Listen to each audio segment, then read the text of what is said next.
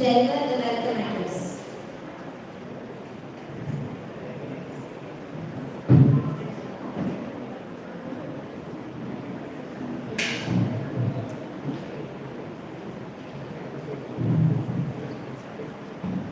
Distinguished dignitaries on the dais, esteemed speakers for the day, respected HODs, faculties, dear delegates, my dear students, a very happy and proud morning to one and all.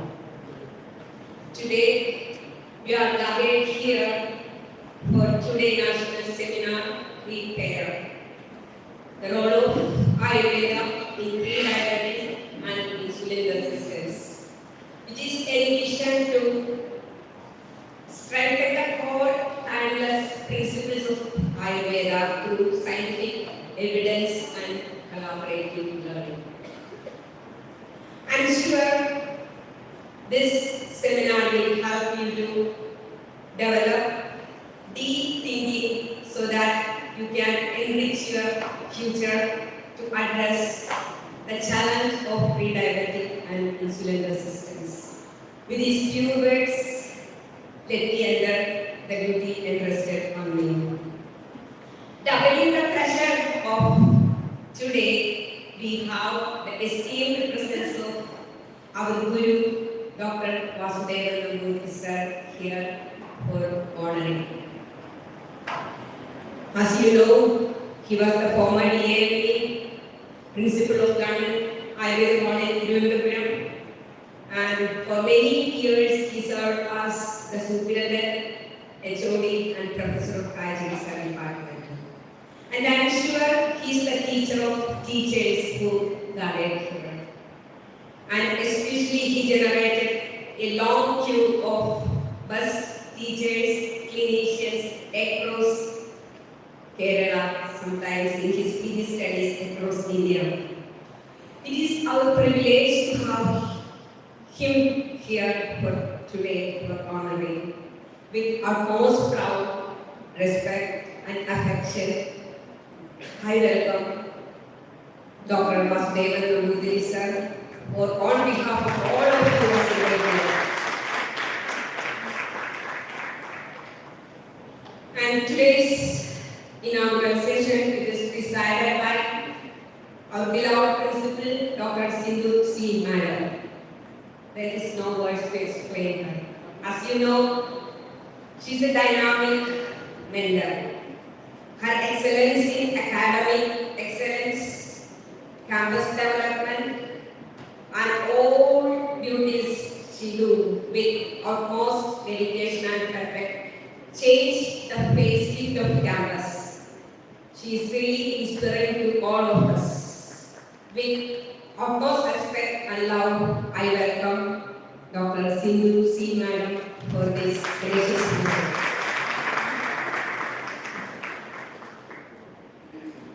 And I'm really privileged to have our registrar, Dr. Government here to inaugurate this session.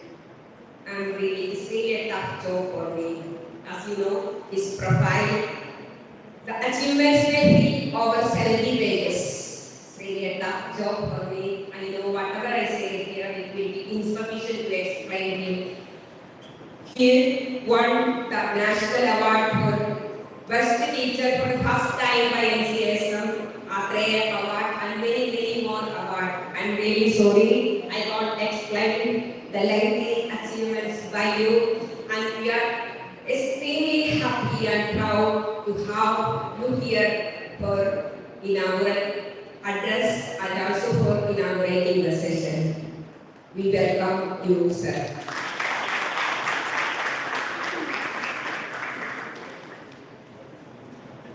And unfortunately, our DAV, respected Sri Kumar sir, he couldn't attend this meeting because of his official rush, but he left a message for us. I hope our principal will read it for you.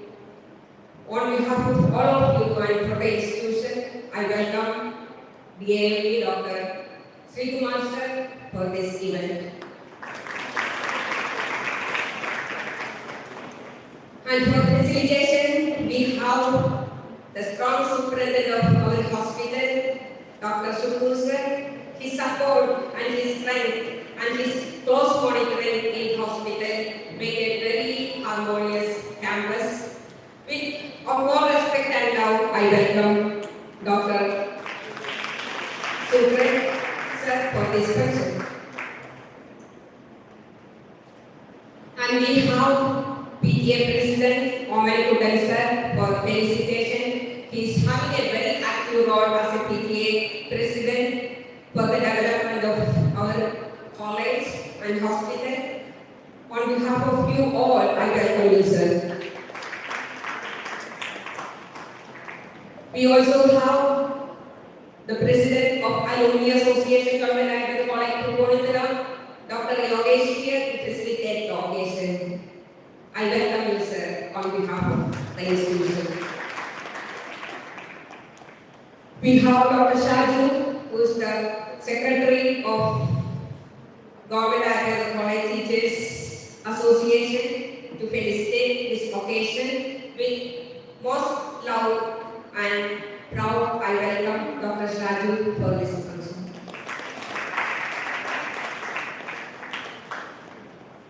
And we have the Secretary of PGSA Association, Dr. Abhi, and HSA Secretary, Dr. Kartika, and Chairperson, Union Chairperson Anubhava, who are here to felicitate this occasion. I welcome you all for this occasion. And also we have the convener of this national seminar, and there is no words for this work, hard work and dedication to make this function beautiful and in a very good way. And he delivered a lot of thanks today. I welcome Dr. Abhilash in this great function. I welcome all the speakers, all the faculties, and all students and delegates for this function. Once again, I welcome one and each of you for this great function. Thank you.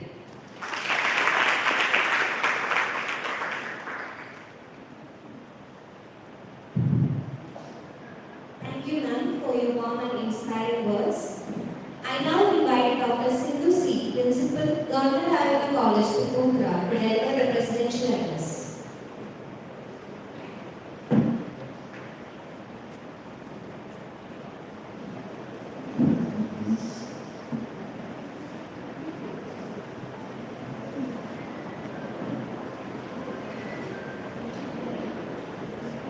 Namaste.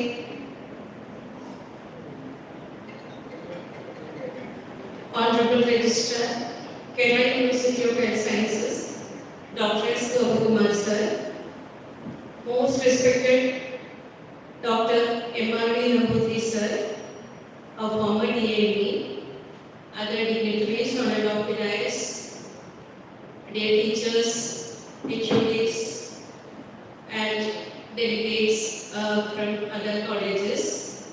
A very good morning to all. It is in association with Sharad Purnima, our centenary celebrations. We are conducting the two-day national seminar, Prepare 2026. That is the role of evidence-based Ayurveda in pre-diabetes and insulin resistance, a topic of immense public health importance. We all know that pre-diabetes and insulin resistance are silent precursors of diabetes and of course of country bears a significant burden over it. The encouraging fact is that these two conditions are reversible. Ayurveda, as we all know, described these conditions centuries ago under Prameha and also emphasized in the role of diet, exercise, life modifications, etc., etc. And surprisingly, it goes parallel with the modern concept of of insulin resistance and pre-diabetes also. We know Ayurveda treatment is very effective, promising effect in the management of premeha. But in today's era, it's very important that we should prove before society the efficacy of our science with evidences. So that is why the importance of research is there. As Manipal sir and Government sir were discussing with us today morning, they were saying that actually researches are going on, but what is the result or what is the outcome that helps the society? So researchers should have a fruitful outcome, especially that which benefit to the society. So I wish our today's national seminar would help us to come out with a very good result, so that all who have gathered here will get an idea of how to approach premeha in different stages or else in the Purva itself. As we go deep into the modern science concepts, deeper and deeper into the modern science concepts, we realize that how lucky we are to have our concepts, that's the Dosha Siddhanta, Panchabhuta Siddhanta, and our dietetics, our Dinacharya, our Vrtacharya, yoga, everything is there. So actually we are lucky to have, to become a part of Ayurveda. So my humble pranams to the great acharyas of Ayurveda and to all my gurus who have taught me the great science. With this, I conclude. I wish all success to Repair 2026, and also I would heartily welcome all of you to the forthcoming centenary celebrations of Government Ayurveda College Tirunelveli. Thank you.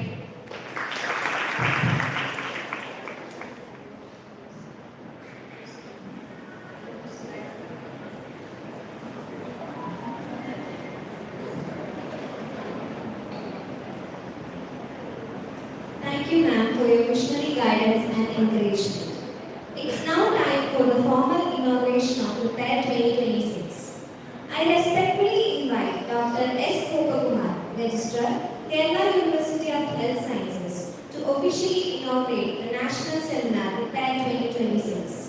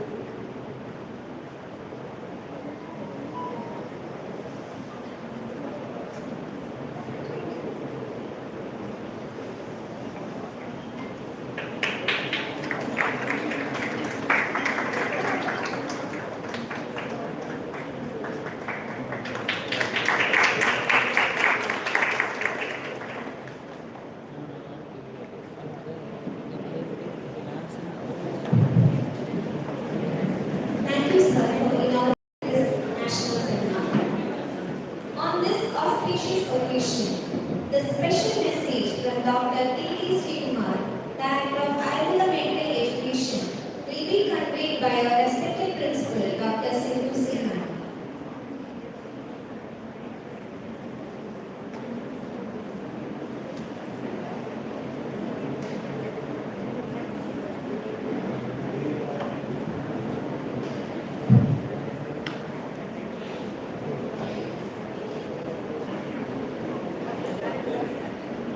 So with the permission, let me read out our respected English message.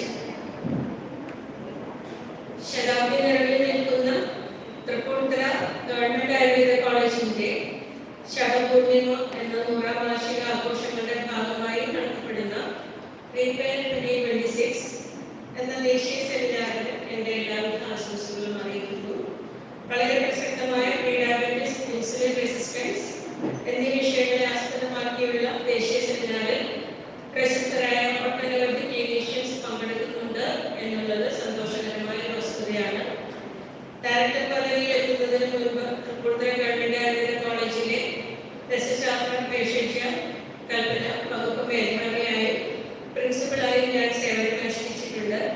കേരളത്തിലെ ഒട്ടനവധി രോഗികൾക്ക് അത്താഴയായി നിൽക്കുന്ന ഈ സ്ഥാപനത്തിന്റെ യശസ് Prepare 2026 പോലുള്ള പരിപാടികളിലൂടെ വർദ്ധിക്കട്ടെ എന്ന് ആശംസിച്ചുകൊണ്ട് എൻ്റെ വാക്കുകൾ ഞാൻ ഉപസംഹരിക്കുന്നു.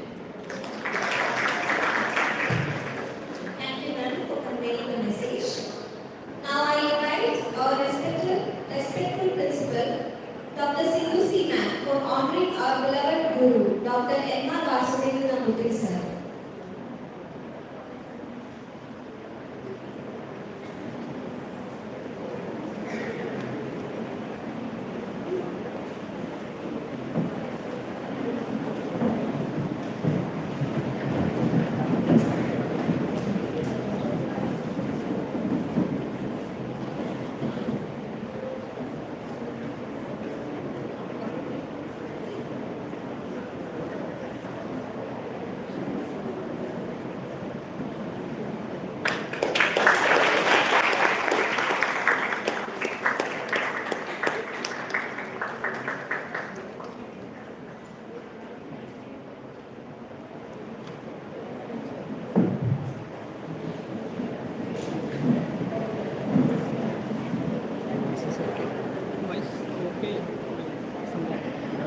You can Thank you, ma'am. Thank you, sir.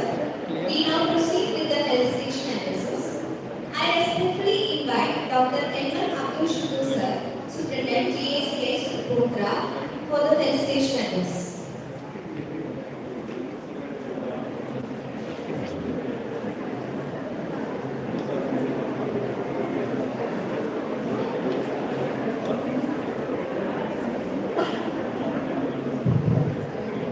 I invite Dr. M. Abdul Shukur sir, Superintendent, Government Ayurveda College Tirunelveli, to deliver the health station analysis.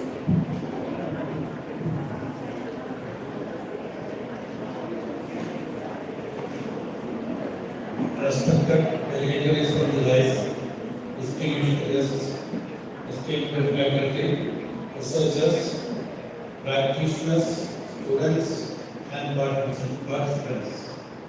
It is a matter of great pride and privilege for me as Superintendent to extend my heartfelt felicitations to all gathered here for the national seminar. This seminar is a timely initiative, and I sincerely appreciate the efforts of the organizing committee, speakers, researchers, and participants who have come together from various institutions. I am confident that the deliberations and discussions over the course of this seminar will generate valuable insights and practical recommendations that will benefit not only practitioners but society at large. With these words, I once again extend my warm felicitations and best wishes for the grand success of this seminar. Thank you. Thank you, sir. Next, I invite Dr. Shaju M.K. Secretary, AKGCS, Tripura Unit, to test the gathering.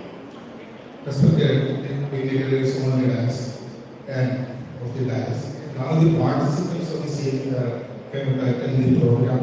I extend not only best wishes for sharing on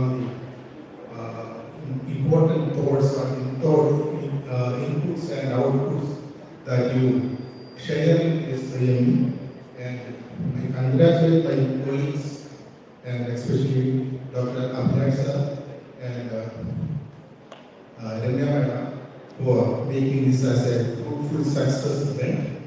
Thank you. Thank you, sir. Next, I invite Shri Omlakutan P.A. sir, President PTA, to felicitate the gathering.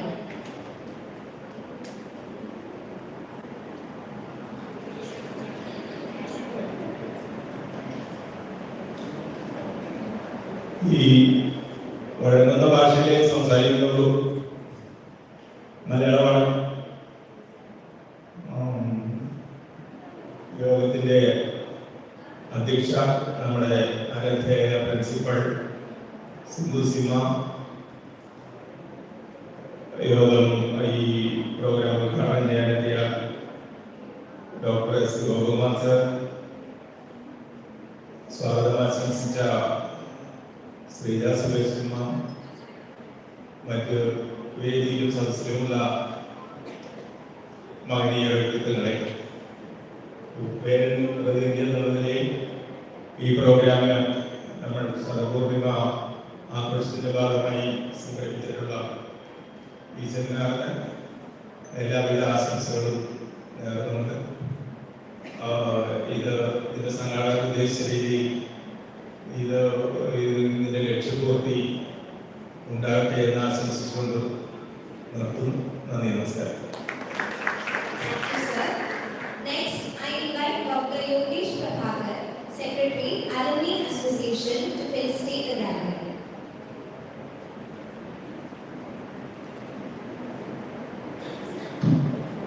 Namaste, respectable Chief Guest on dais, Dr. Kumar, Principal Student Dr. Vice Principal Teacher Dr. Supreme Shikusha, and respectable Dr. Vasudeva sir.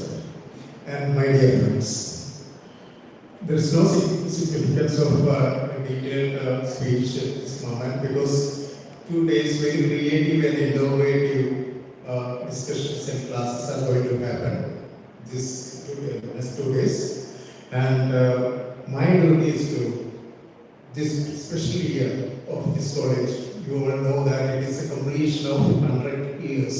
That's called Shatapurnima.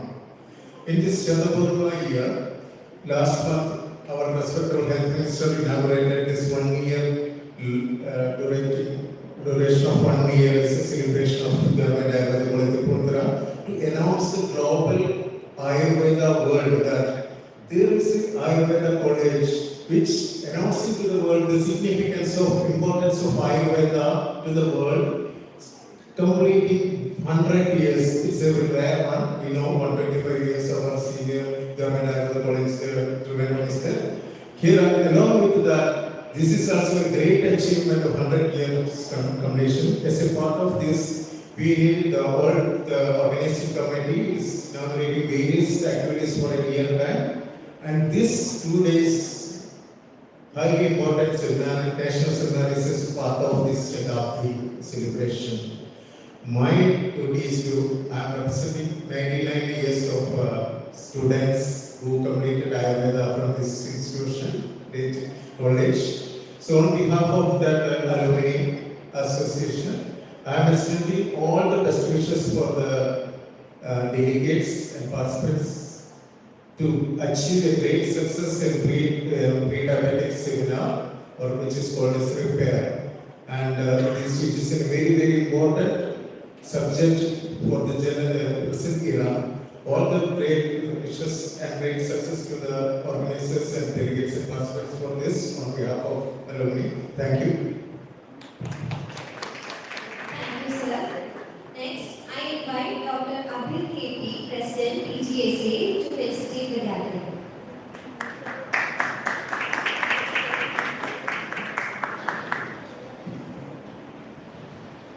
Respected dignitaries on the dais, esteemed resource persons, distinguished guests, dear delegates and students, good morning to all and all.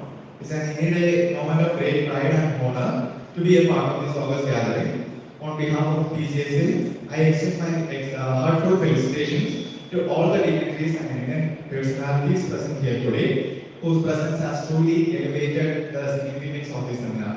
Have a great day to all. Thank you. Next, I invite Dr. Kartika K, Secretary, HSA, to facilitate the gathering.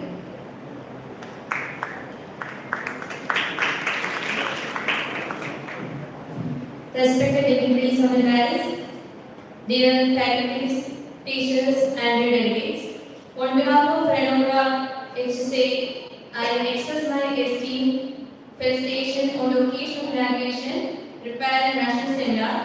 May excellent day grand success. Thank you. Thank you.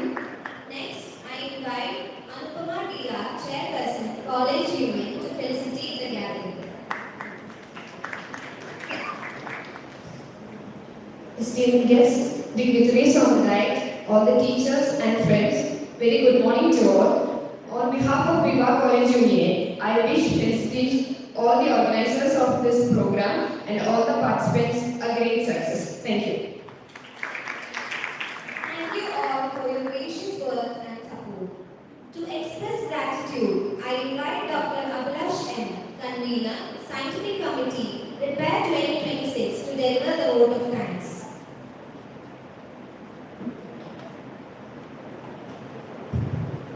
Respected dignitaries, honorable delegates, dear delegates and colleagues, it's a great pleasure to stand in front of you for this national seminar Prepare 2026.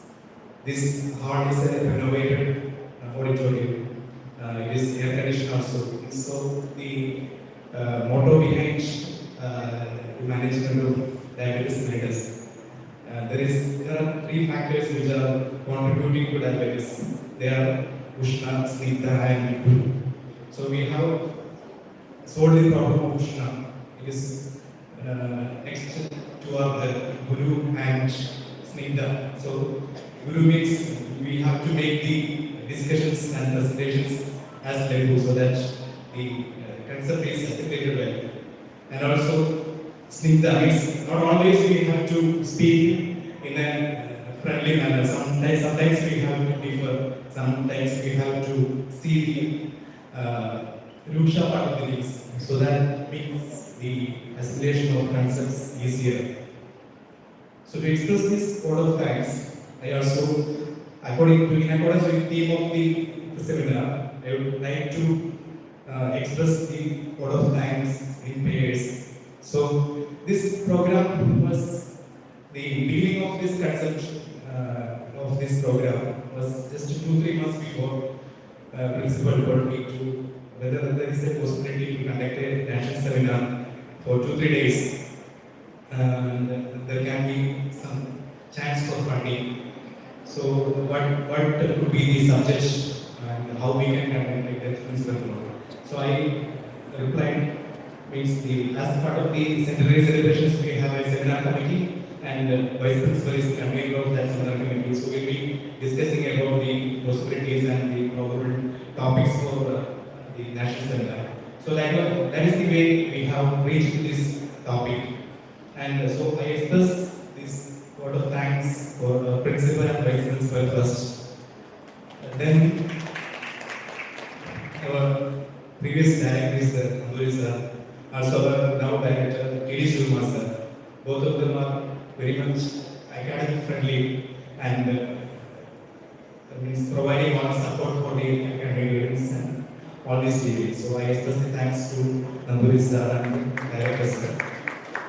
Then our registrar Government sir, also the hospital superintendent sir, both are playing the role of technical support, always supporting us in the academic and other endeavors. So I express thanks to both of them.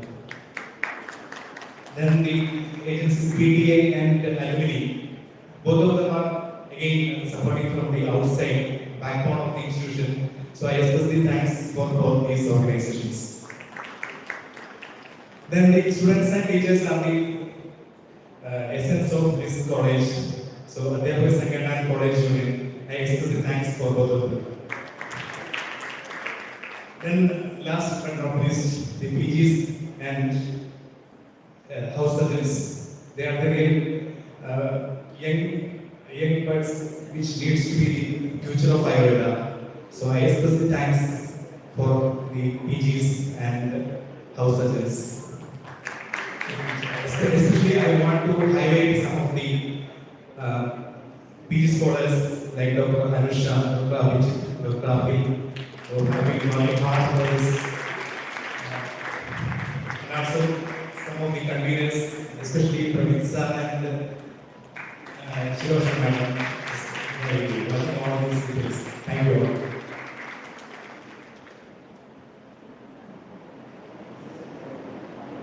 With this, we conclude the inaugural ceremony and move forward to academic sessions.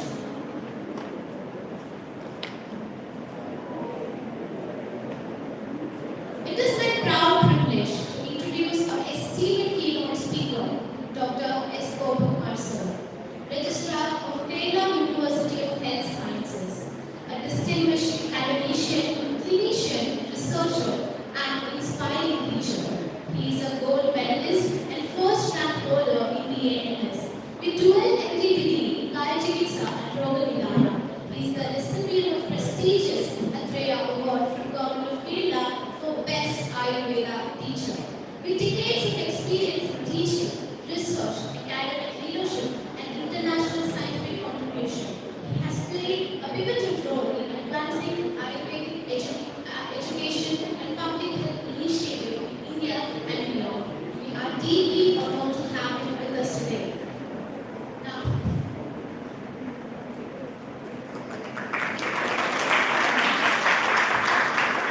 most respected, the teacher of the teacher, for Agrivesia, Tirunelveli, Parashara, Harila, Charavani, Onnandoli, Atreya, Dr. Vasudeva Nanduri sir.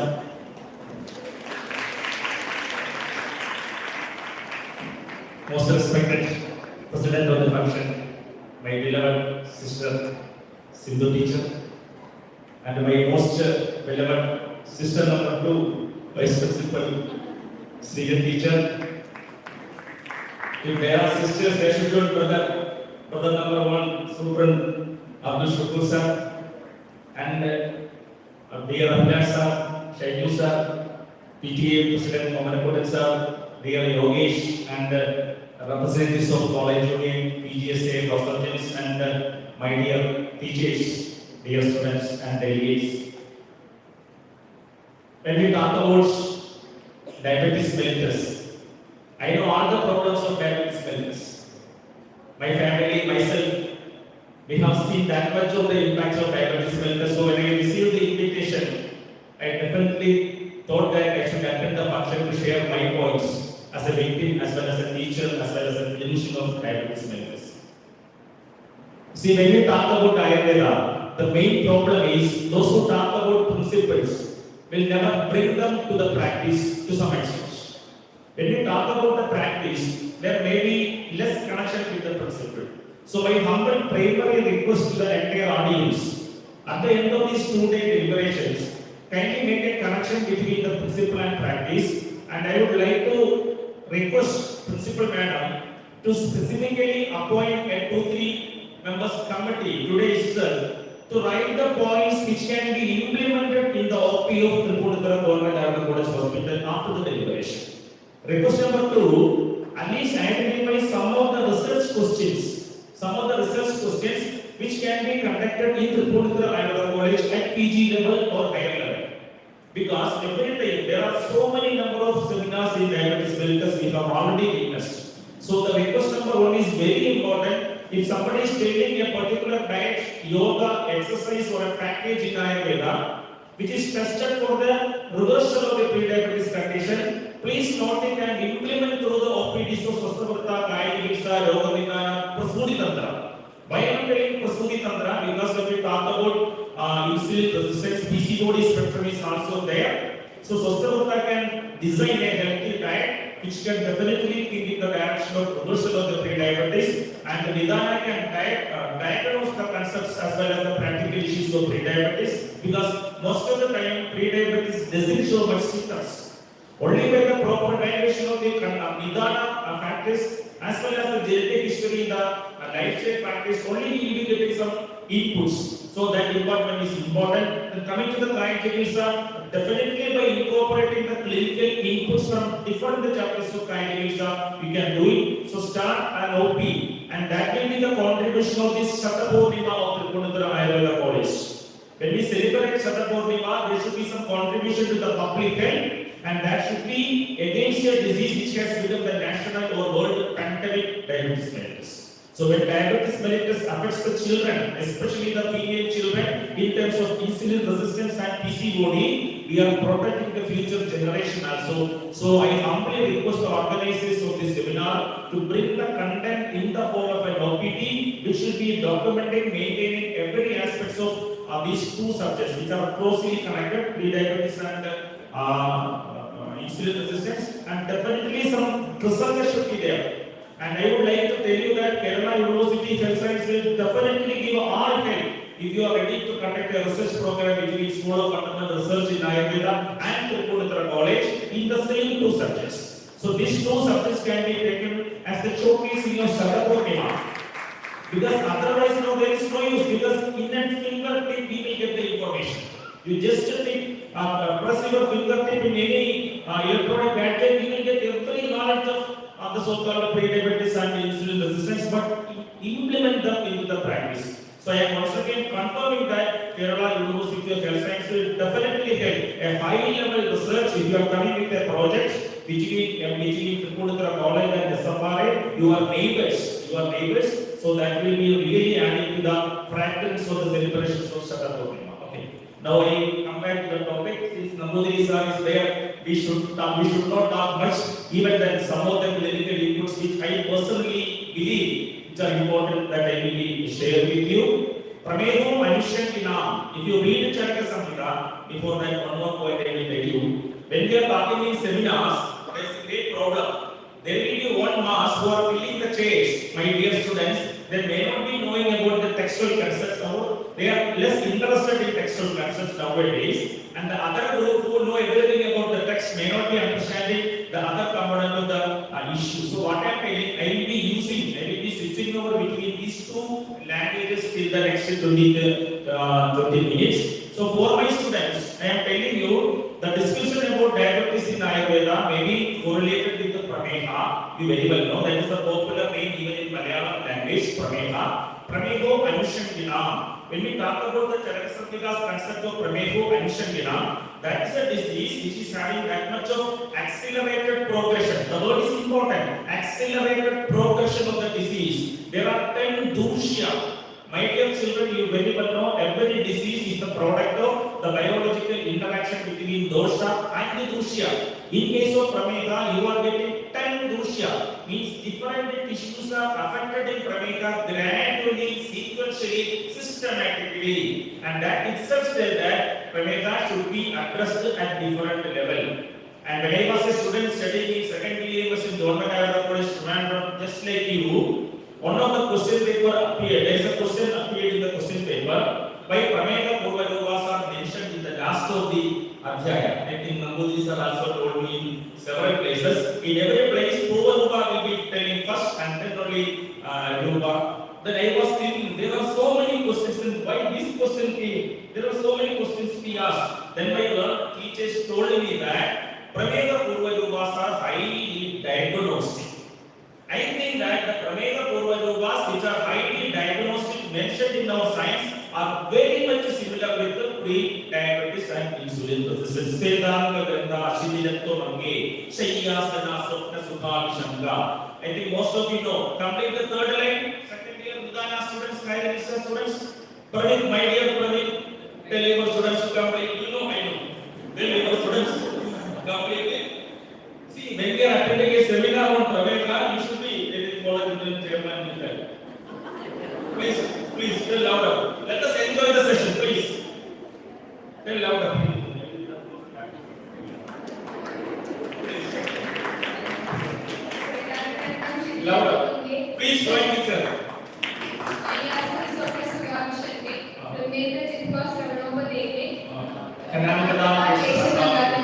ശീതപേട്ടവും പ്രധാനശോഷം മാധുര്യമാസേ കരപാലതാപം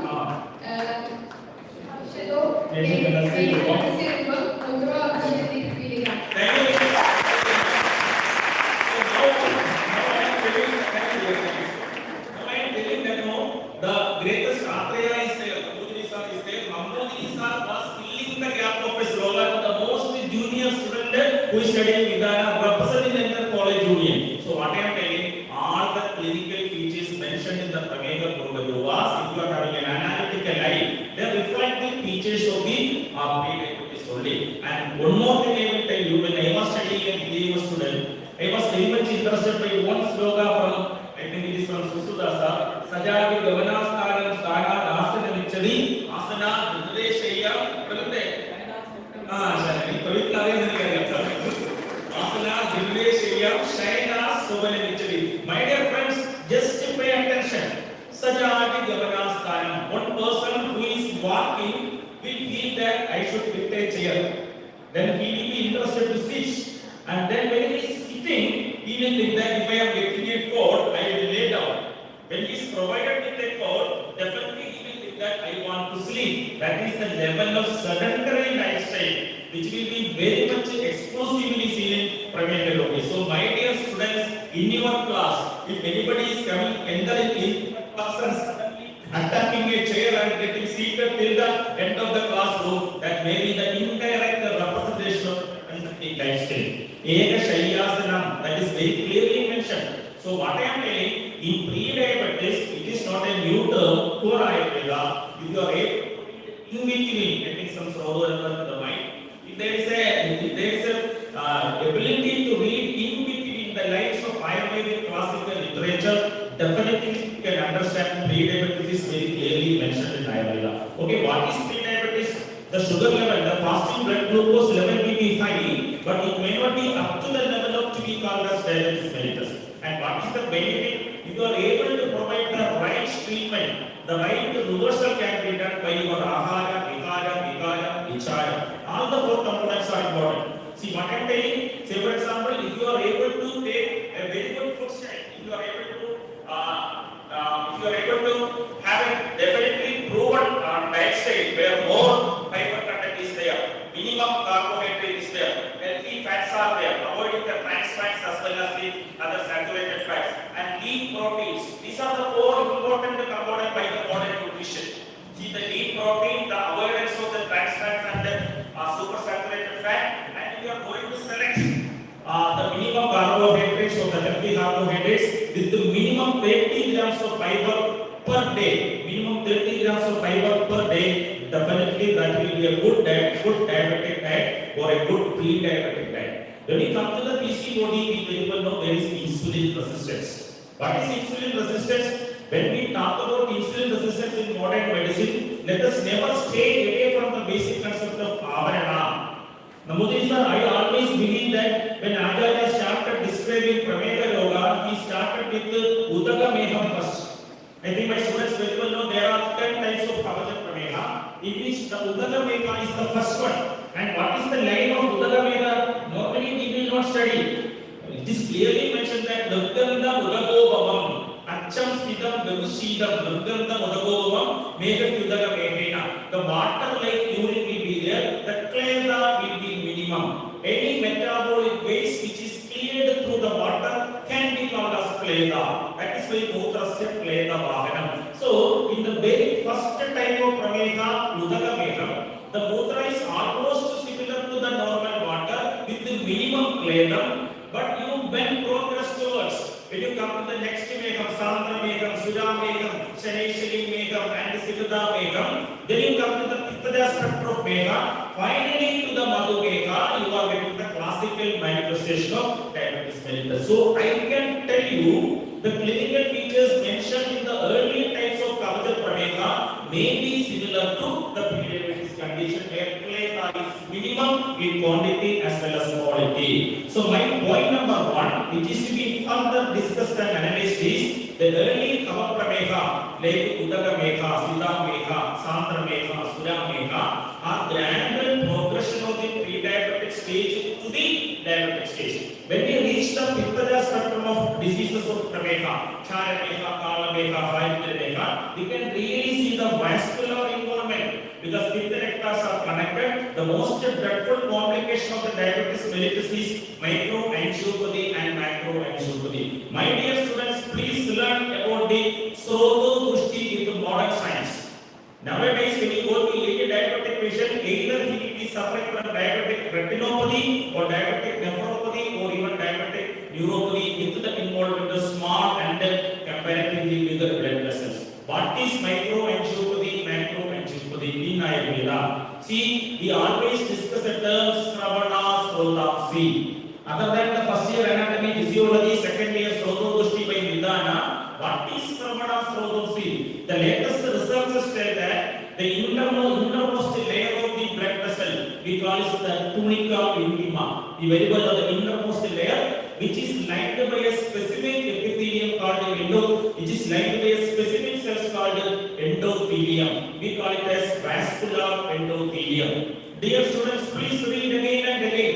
With Ayurveda in your right half and modern medicine in your left half, you will be able to converge it beautifully. I am proudly telling you that you will be able to converge beautifully vascular endothelial dysfunction mentioned in the modern medical science is very much practically clear with the Sroto Dushti in Ayurveda. Why I am telling you read the clinical features of vascular endothelial dysfunction, VED, vascular endothelial dysfunction. What are the clinical features? Endothelium will be secreting the chemicals which will keep the srotases either in the contracted or relaxed stage.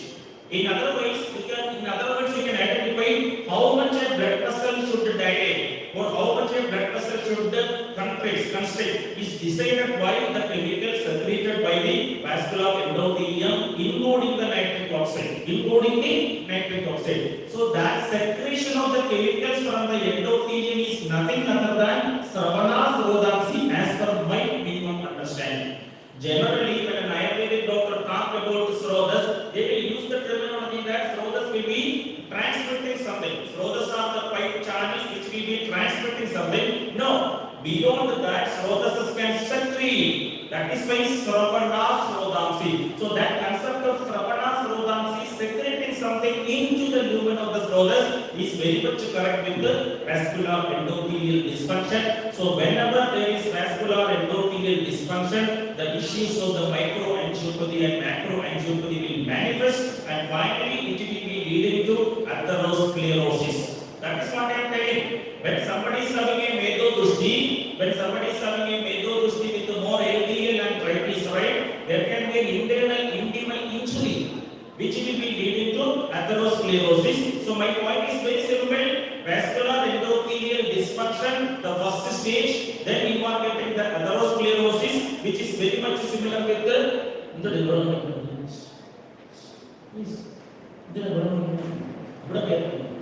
Which is very much clear with the atherosclerosis. And what is atherosclerosis? We go to the science. Kapaja Nanatmaja Vyadi, that is Dhamani Pradhichayam. So why I am telling to my dear students, you learn something from the Kapaja Nanatmaja Vyadi. When you hear it, you never limit it was a question for 2 marks.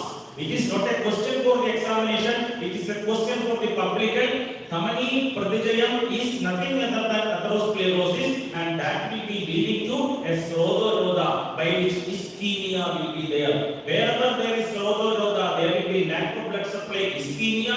If there is ischemia, lack of oxygen, hypoxia. Ischemia plus hypoxia together will create cell injury.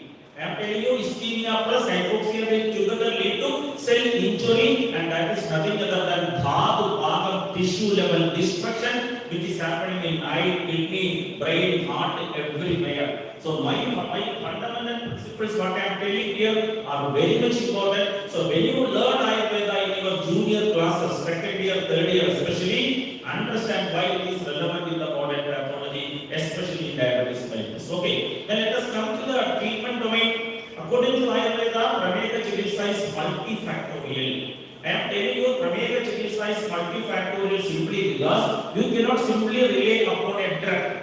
There may be a drug in Ayurveda, there may be a drug in modern medicine. You need the right combination of drug, diet, and drink. The drink is also important because Udagavaha Dushti is also there in Prameha. Shida Priyatam Galatani Sosham. The entire Kapaja component will be there, and when the patient is passing through the Kapaja state to the Pitta state to the Vata state, that itself is the progression of pre-diabetes to the diabetes and finally to the diabetes complication. There is only one reference to a disease regarding the progression with the time, Kalam. I think that is Prameha, Kalenu Vishidam Sarvam, Yet Yadi, Madhumehada. Every disease it is mentioned, especially in Bhadarekta it is mentioned, Kalam, Derenagam, Bidam, Sarvan, Dadu, Nagitaravan. And Bhadarekta is also a disease where we can see the different dhadus are importantly affected. And we very well know clinical features of Bhadarekta are very much similar to the complicatory episodes of Prameha.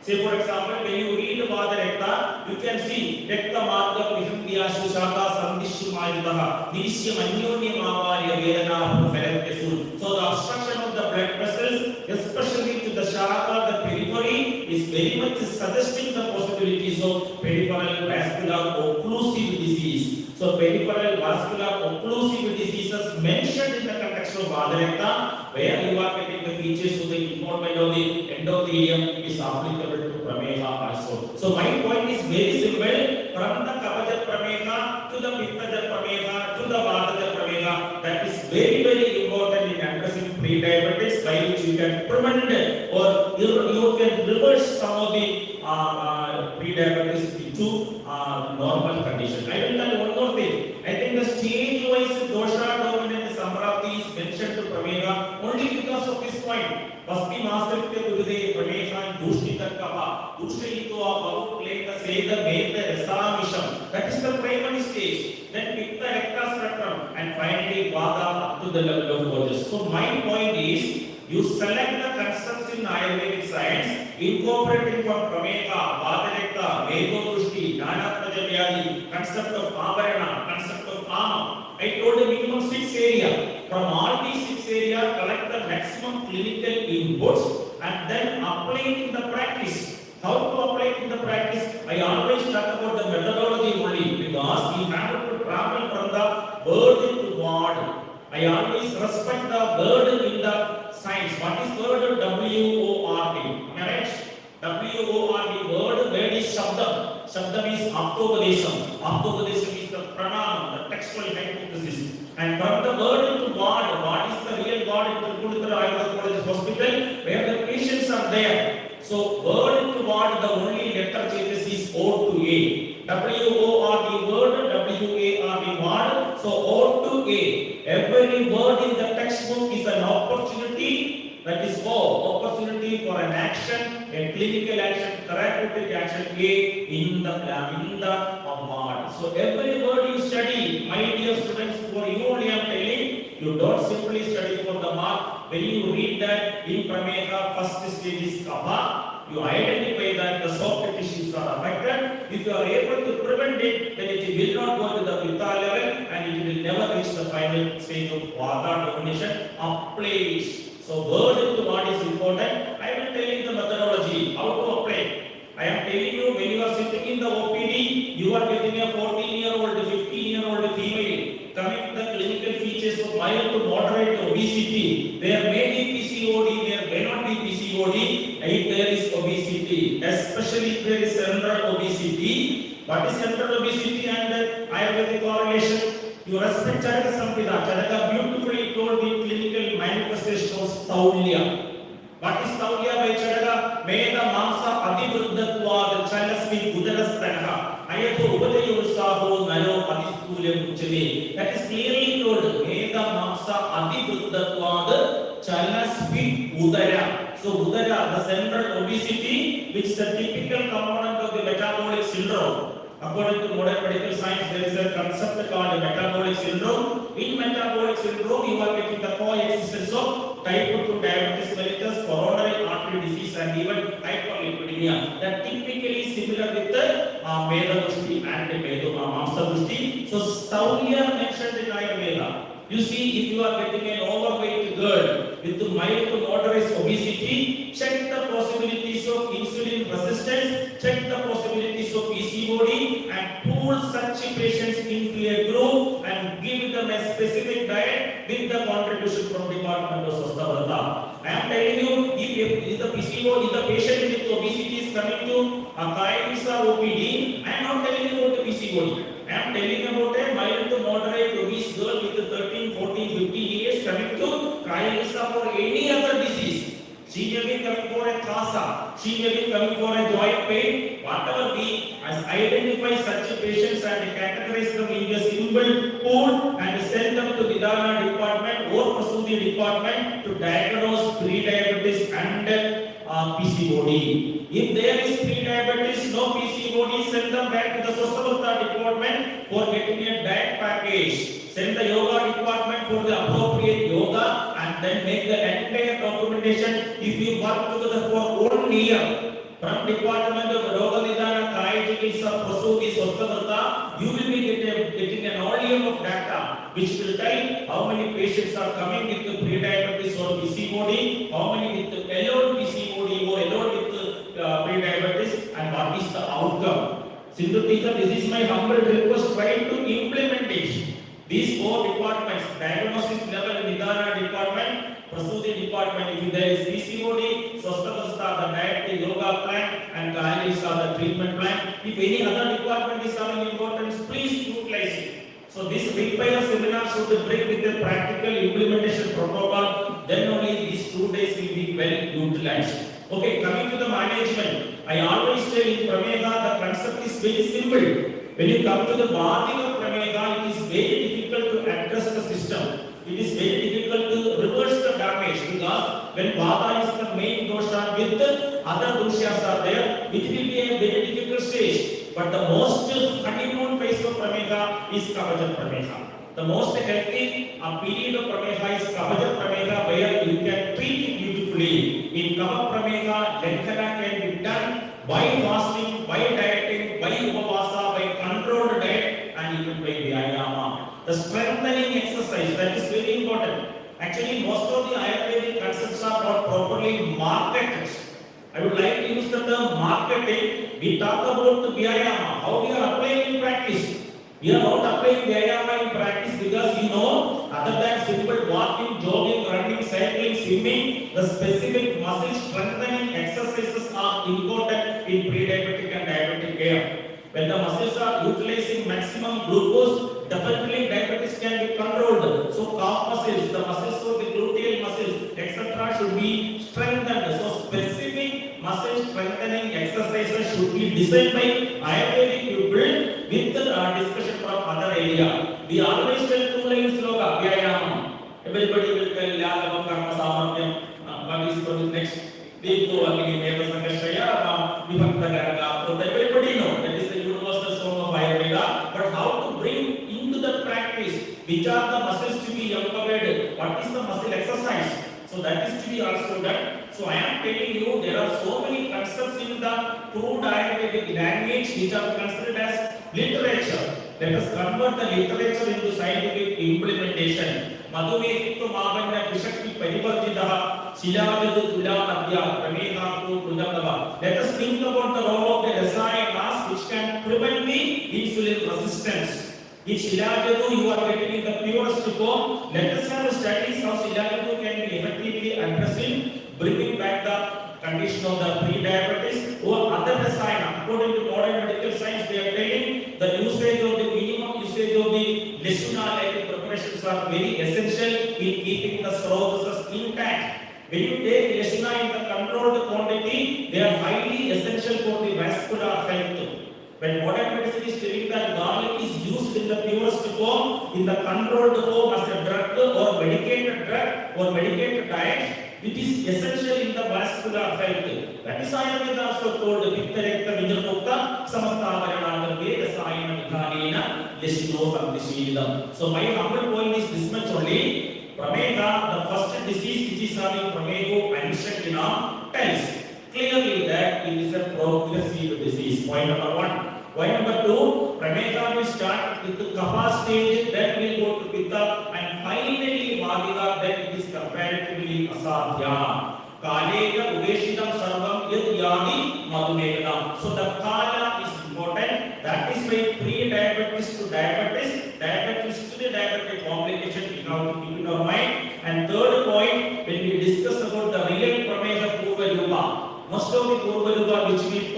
recently said on the are the typical features of pre-diabetes. So, Pramekha Purvanupas are there. Pre-diabetes can be clinically diagnosed. Go to the laboratory diagnosis. The A, B, C is very important. A, B, C. A for the A1C, HbA1c, A1C. B for the blood pressure and C for the cholesterol. Because we have to always know the ABC, then there can be minimum possibilities of getting the progression. And fourth point is very important. Every Pramekha, as long as it is maintained in the stage of kapha domination, you are not going to get much complication. From kapha to pitta, pitta to vata, comparatively it will become more and more asadhya. And fifth point, it is very important to combine the concept of pre-diabetes and insulin resistance together. Insulin resistance is the condition where the cells are become more and more difficult to get sensitized by the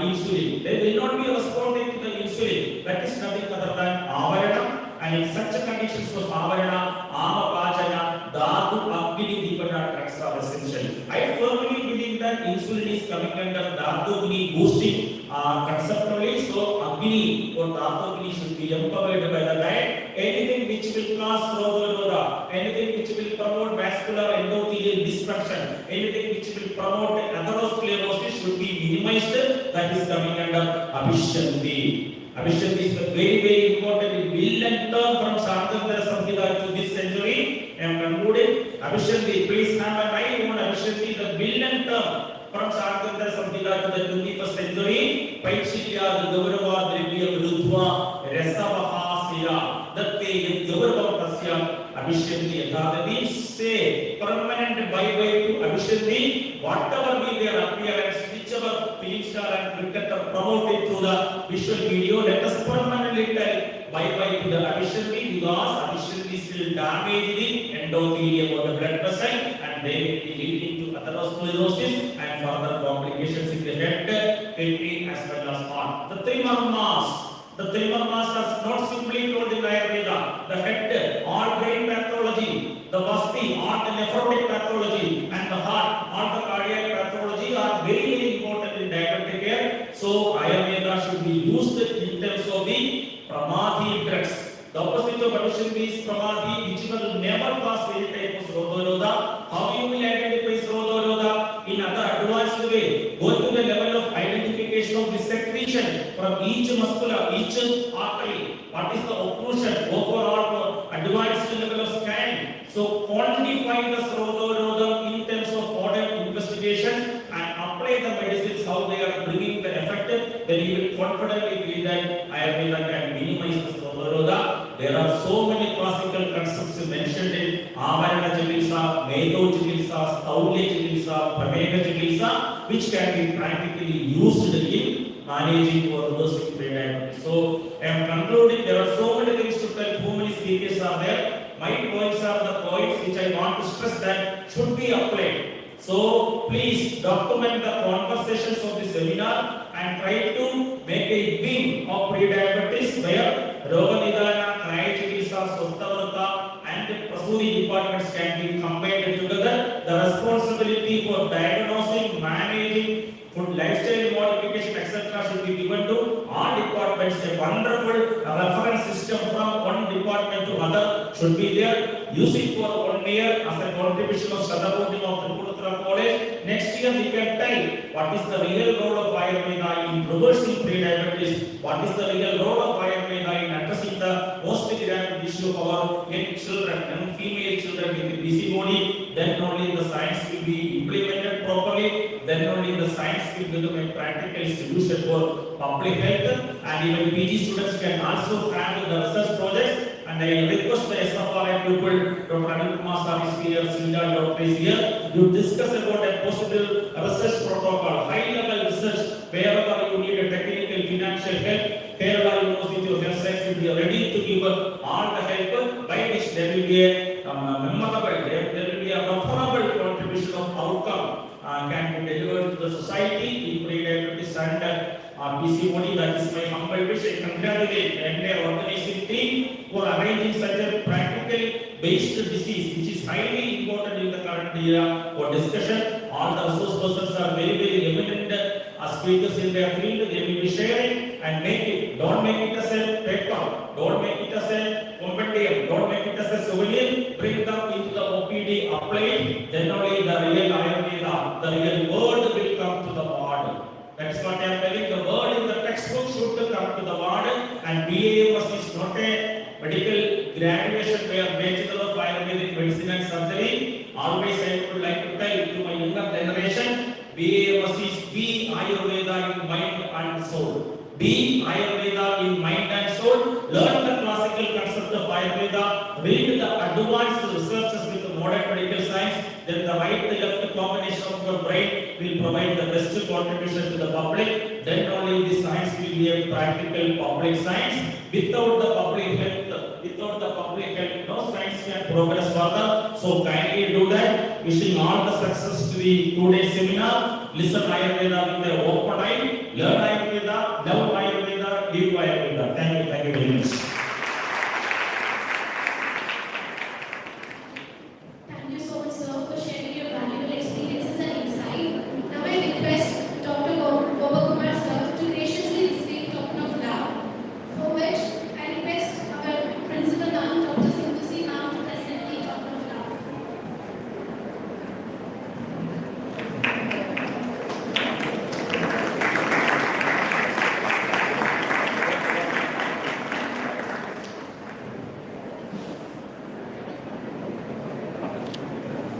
Thank you, ma'am. Thank you, sir. It is a great honor to introduce Dr. M.R. Vasudevan Namboothiri, sir, an eminent academician, clinician, and former director of Ayurveda Medical Education, Government of Kerala. A recipient of Best Doctor Award from Government of Kerala and Best Teacher Award from CCI. It is our privilege to have him with us today for an experience sharing session. Please join me in warmly welcoming Dr. M.R. Vasudevan Namboothiri, sir.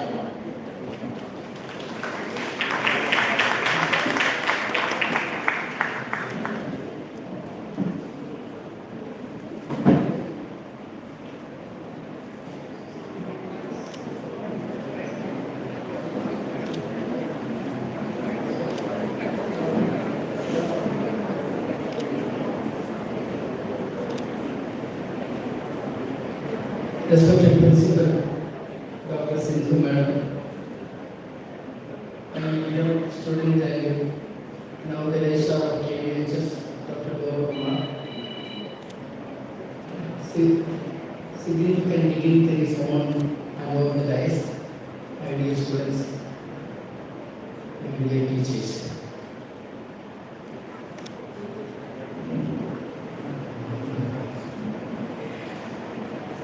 Actually, it is a very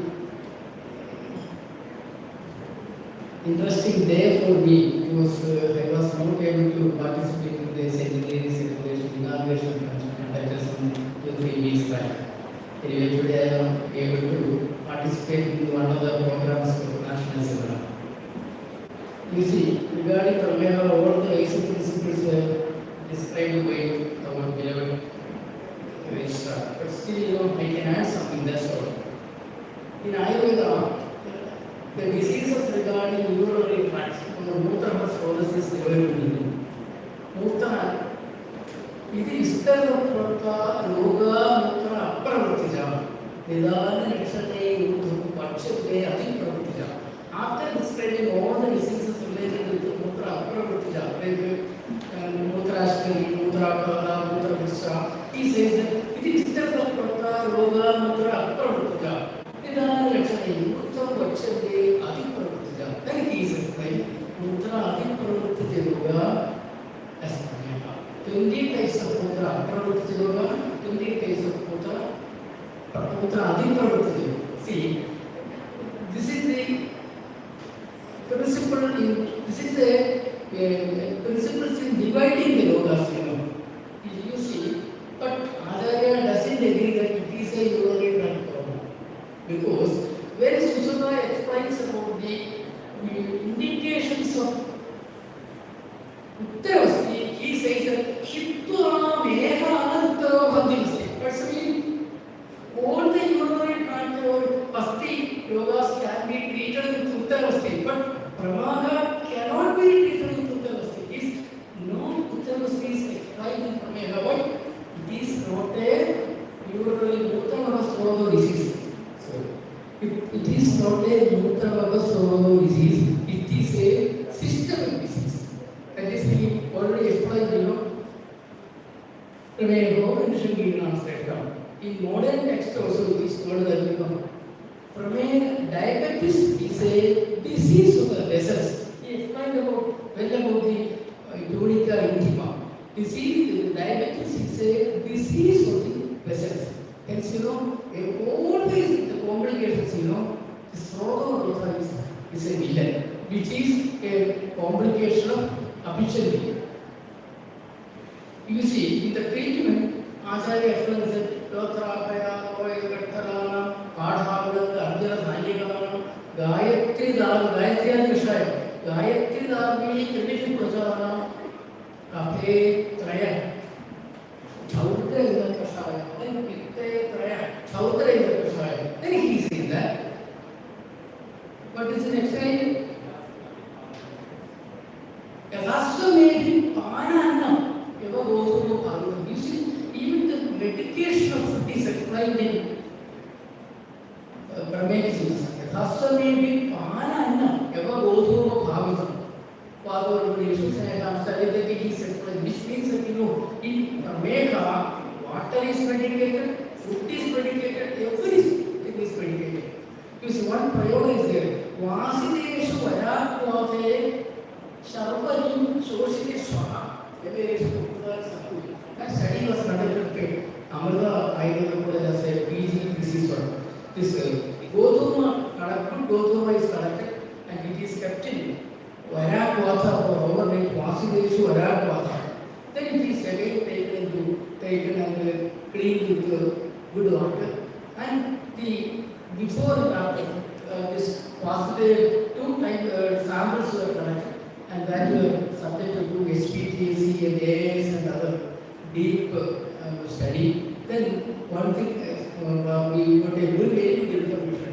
One thing usually the glycemic index of Gotama will come down. No, glycemic index is the same, but it's gluten, a toxic protein is there in the Gotama, which is already removed by immersing it into Varakvata. This is a good study because many Western people are suffering from the gluten intolerance, making some allergic problems, And see, Vasudeshu, this prayer is told in Ashtanga Hridaya. Actually, this can be made in a very good clinical study because the gluten can be removed. No other techniques in the world is available for removing the gluten from Gotama.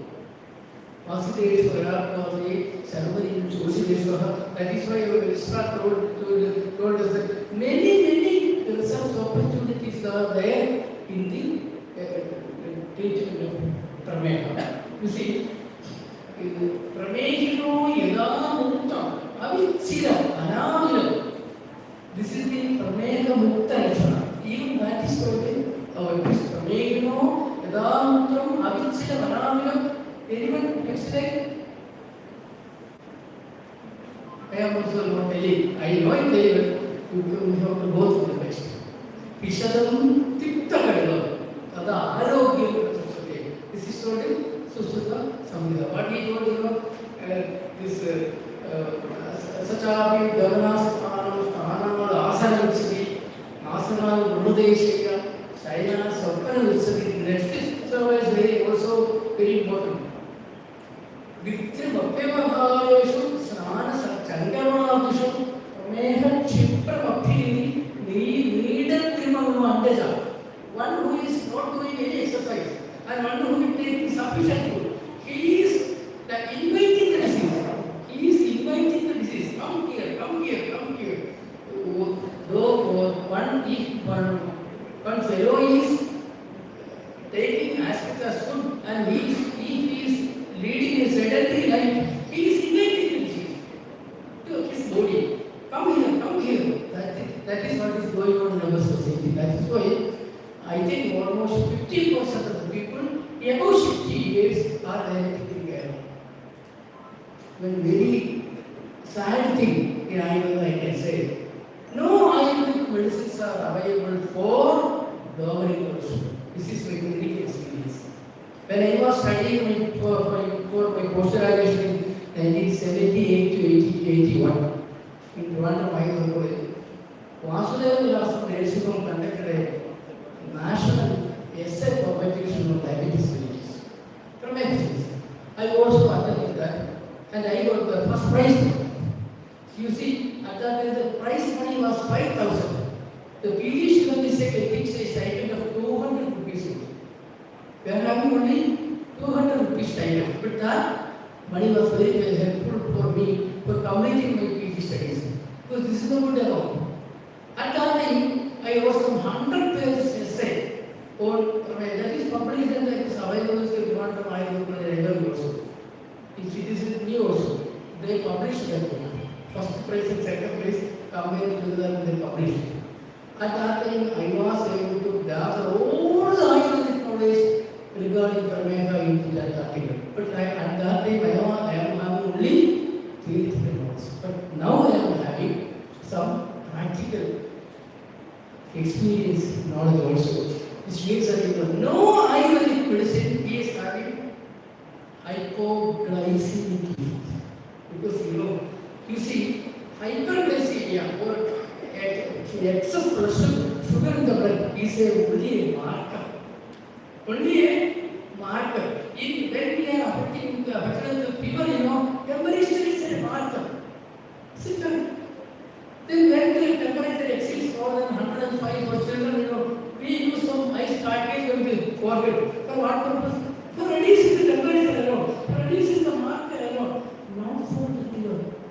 That treatment is done only for reducing the temperature, not for the fever. Simple.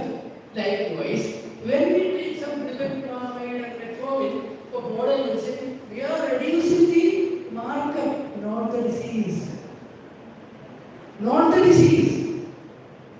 Actually, modern medicines are cheating us. See, somebody is controlling his blood sugar with the medicines. Definitely, after 10 years, he will develop either diabetic retinopathy or nephropathy or neuropathy, whatever it will go. Which means that their medicines are not acting on the Samrati level. Even my wife is taking anti-diabetic drug. But I am a pre-diabetic for the last 10-15 years. I won't allow my pre-diabetic stage to develop diabetes. Why? I am doing severe exercise daily. Even today I walk 6 kilometers. Even today. That is why this was a smart watch for that purpose. More than 50,000 steps I am doing every day. For not improving the cure, for preventing the diabetes and avoiding sugar in my diet. Some diet restrictions are also there, which means that I can control very well. Everybody can do this. Everybody, whatever may be the family tendency, anything if at the age of 60, 30, 35, that is my age, 30, 35, if you have started good exercise and dieting, whatever may be the family history, you can avoid diabetes, no doubt. That is the importance of pre-diabetes. It is a reversible condition. Sathya, Namotha, Yutaja, Shakyapya, Nasatya, Avanashtadushna, Samakriyatva, Vishamakriyatva, Mahapriyatva, Sthakramapte. That is the Shloka explained the Pramega Chikisa. You see, in Pramega, that what is happening actually, Thadunam Sri Archa Shaitithya, Thadu Shaitithya is open here. Thadu Shaitithya, what is the opposite word of Shaitithya? Dhartyata. Vyayamo Dhartyata system. The opposite quality of this Shaitithya is Dhartyata. Hence, what the Thadus are, Kapastavitapam, that's the 10 doshes told by your Rishta. Kapastavitapam, Dosha, Medosa, Shukra, Abu, Vasala, Nisiva,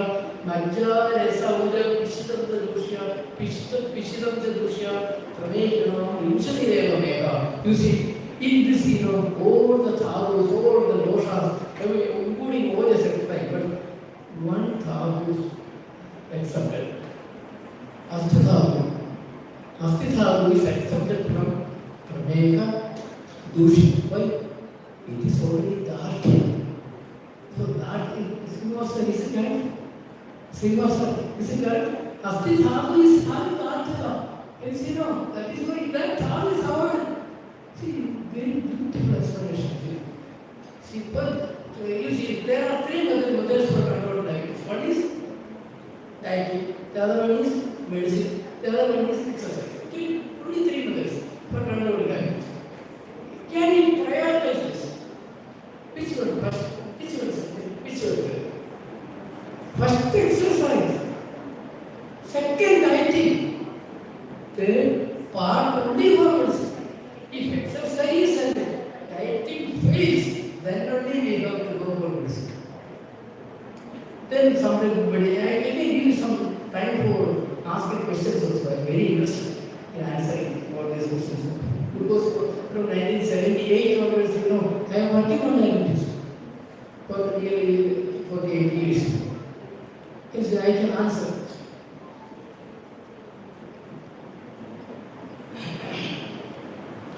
See, some modern people tell that there is no difference between rice and both. Both are having same recipe. That's an utter nonsense. According to Ayurveda, utter nonsense. Because I already told you that Dharkya. This Dharkya property is there for two series, two thalis, one Yava and both. But Shani, rice, is Muttala. All the anti-diabetic medicine should be, in Ayurveda, Ameno Vanyajipanam Belavartanam. These are the qualities of a anti-diabetic medicine. Ameno Muttalam Vanyajipanam Belavartanam. In Sutra Samhita, when he explains about the Sampranti of diabetes, he says, Upahava Agni, which means that when Agni is affected, then only Prameva can occur, especially this upper Prameva. Do we know what is the incubation period of diabetes? Anybody? Any students? What is the incubation period of diabetes? Diabetes already started, then saving sugar in the urine up to that period. Some period is there. What is the incubation period? 8 years. The incubation period of diabetes is 8 years. We are getting 8 years for getting diabetes. That is the importance of pre-diabetes. Within this 8 years, if we can detect, in early stage, definitely it is a reversible condition. Why? Thyla is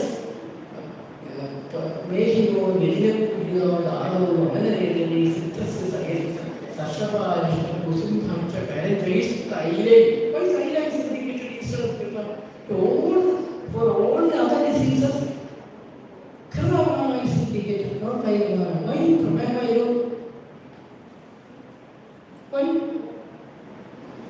You see, when we go to the Sregamana Chaya, Granthi Nani Krishna Medo Mahidaro Vishu Medo, the Medo is a villain. Kairam Lakava Tathyati, see? Tathyati, Thadu Atya, which is against the Thadu Shailya. Our explanations are excellently scientific. Everything what our Resha told you is 100% correct. We have to follow the principles and make it can be implemented to a research project also. Yesterday, a very big research in the medical affairs established. I am not at all satisfied with the research programs now going on. Is there any out? Any CCRA is having 35 centers all over Kerala, all over India. 2 centers are in Kerala also. One is Trivandrum, one is Trivandrum. but no output. Do you know what is their yearly expectation? I was there for 9 years in CCI. 5,000 crore rupees they are spending for research for the last many years. No. But that small universities are conducting very good research. For example, I can tell you a research. TDU, deemed university is there in Bangalore, Transdisciplinary University. They are conducting very good research, especially in Ayurveda. I can tell you one research. They conducted, they smeared the nose with another and they were sent to as volunteers without mask. They were sent to as volunteers to the corona patients. 50 people. Then 50 people without smearing this another and wearing mask. They were also sent to. These 50 people who were wearing the mask alone got corona, but the other people smeared. Nobody. Which means that smearing another in the nose, it is having some good, very good preventive for viral infections. That's all. Not for corona, for viral infection. They tried with Ayurveda also. Ayurveda only is also having the same. They control.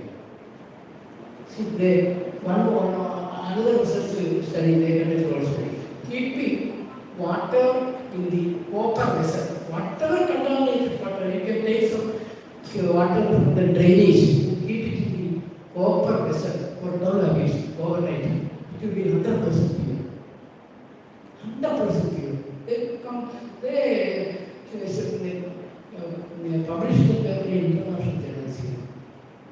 See, everybody may not be able to purchase aqua or another mostly water purifiers. But you know, this thing they can do. Purchasing your copper vessel and keeping water overnight in that. It is 100%. In each college is eliminated. See, such good. Where they got this idea? From Ayurveda. They got this idea from Ayurveda.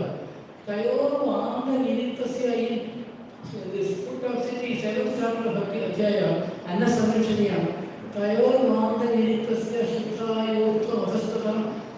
Sushmam Tamarachakka. See, after Vamara and Nirehana, Sushma Tamaracha is given to the patient with honey for removing the Leena Visha. See, actually this water is having Leena Visha. Very simple thing. From this dharma, they developed a research idea and they conducted the research and they became successful. See, many hidden things are there in the Ayurveda. But doing research and that should be very beneficial to the public. They don't need to be fruitful. Otherwise, doing some research and in how many otherwise are there, I don't know, with thesis. Everybody is giving one thesis to an institution and full of all the libraries are full of Alma thesis. It is not coming out. Many good books are also there writing. It is not coming out. It should be beneficial to the public. Then the research will be valued. Don't know anything I have to say about double diabetes. You can ask me. One slogan is there in Ashwini Devas, they are considered to be Deva Vidyas. Still they are in our world. Parisarma Vidaharo.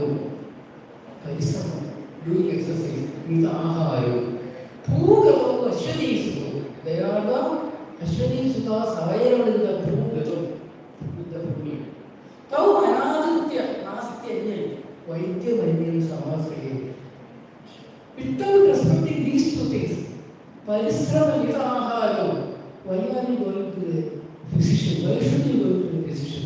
No need to go to the physician. Because if you are obeying the Ashwini Devas, Parisrama Vitaharo, Poogatam Ashwini Isto, Tau Anadritya Nastya Vaidya Vandyan Samasri. In these few words I conclude. If you want, you can ask some questions. I'm very happy to answer. Thank you.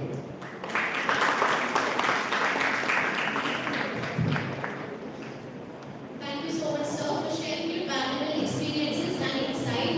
Now, it is my honor to request Dr. Vasudeva Namboothri, sir, to graciously receive the topic of love, for which I request Dr. Sindhusi ma'am and Dr. Shrija ma'am to present the topic of love.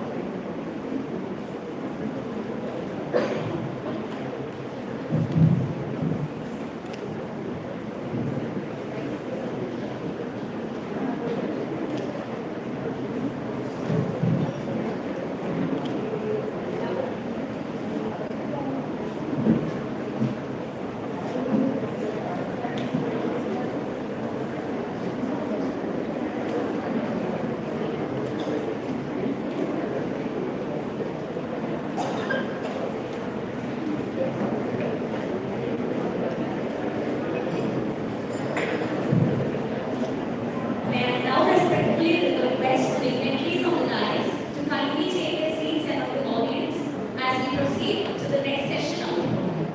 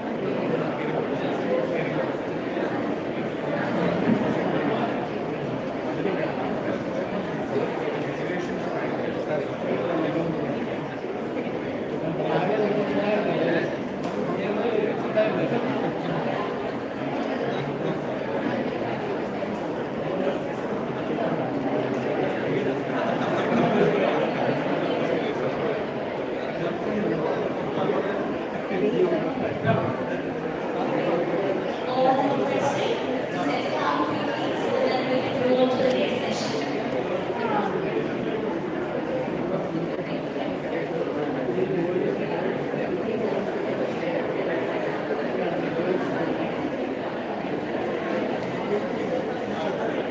Now we are showing the premises of Government Ayurveda College Tirunelveli, hospital, classes, library,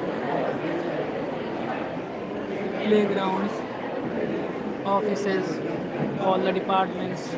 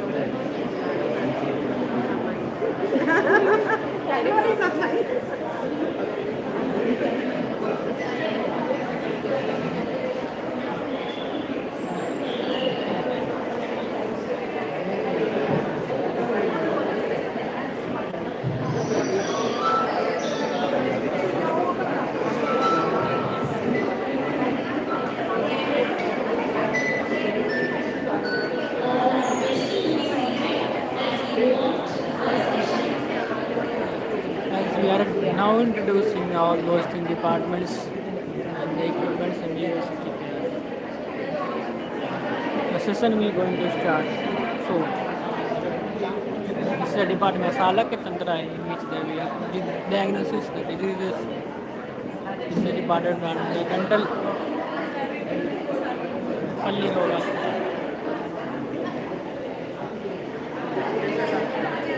ഇതിലോട്ട് കയറാൻ പറയണോ?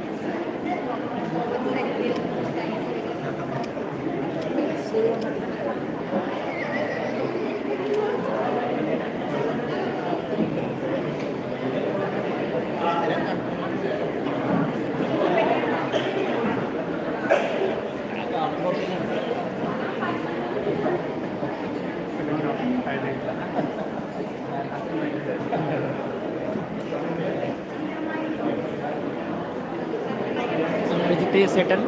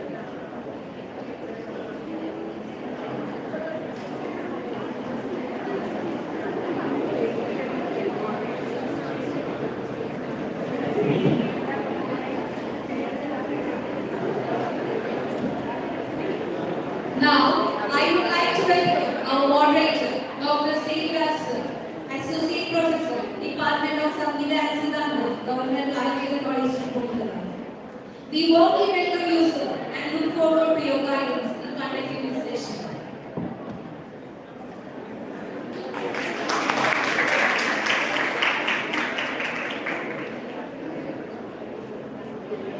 It is my pleasure to introduce Dr. Ayurveda India Ayurveda, Chief Medical Officer at District Ayurveda Hospital, Tirunelveli, and AC Chandradas Memorial Ayurvedic Child and Adolescent Care Center, Tirunelveli, who has UG from Ayurveda College Tirunelveli with his postgraduate degree in RMP at Government Ayurveda College Tirunelveli.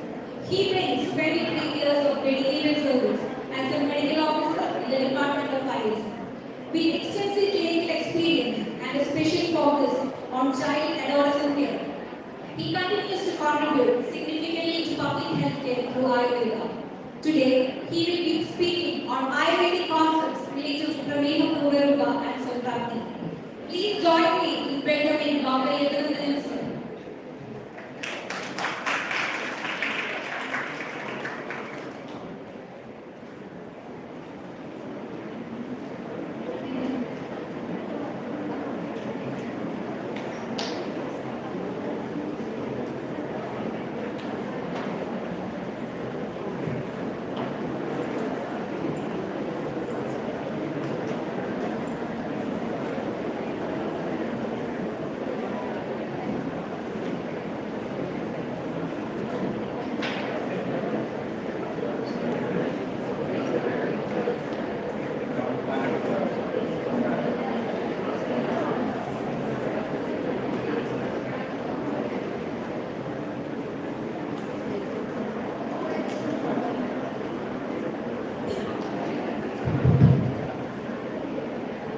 I want to thank the organizers of this event and also Dr. Abhilash for inviting me sharing my thoughts on this topic. I think I won't be able to present this subject or this particular presentation beyond the walls of this college, because as Udit Sir was telling, the most important question I will be asked outside this college will be, tell us that single capsule, single tablet or single powder which can reduce the blood glucose level. We don't want to hear any philosophies or any principles. So fortunately, I am here with Dr. Sedra and Sir so that we can discuss some basic principles of Prameha. So I will be discussing about type 2 diabetes. You know, as an Ayurvedic physician, most of the time we won't be asked to treat diabetes. Actually, we discover our diabetes in our patients, in our OP or IP, who come for various treatments like frozen shoulder, OAE, tenosynovitis, neuropathy.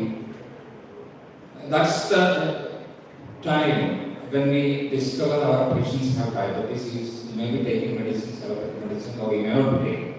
But these are some of the common conditions where you discover the patient in front of you is having diabetes.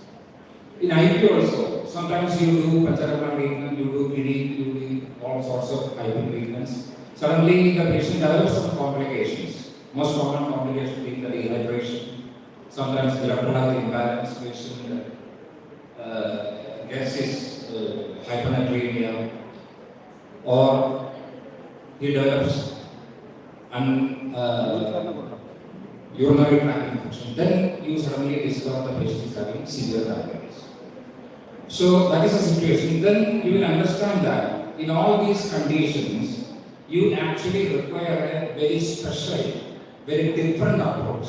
Other than the usual, the treatment that you give to these type of patients. In diabetic patients, you require a specific line of approach, specific line of treatment. Otherwise, it won't be getting cured, or you won't be able to manage that condition. So, in order to understand that, we need to know the basic pathophysiological mechanisms of diabetes. Because you cannot have a special package or a special capsule or a tablet for Promaya.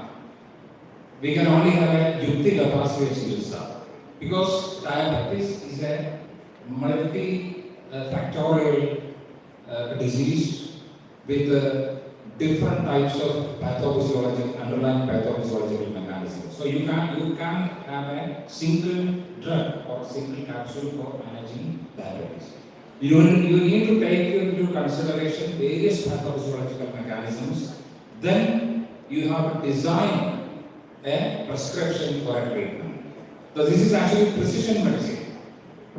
That is the most important thing about diabetes. For that, you have to understand the underlying pathophysiological mechanisms. So already here we discussed this matter. Diabetes is not just, it is actually a vascular disease, more a vascular disease than a metabolic disease because of the complications associated with diabetes. We all know most of the complications associated with diabetes is due to angiopathy, macro and micro angiopathy.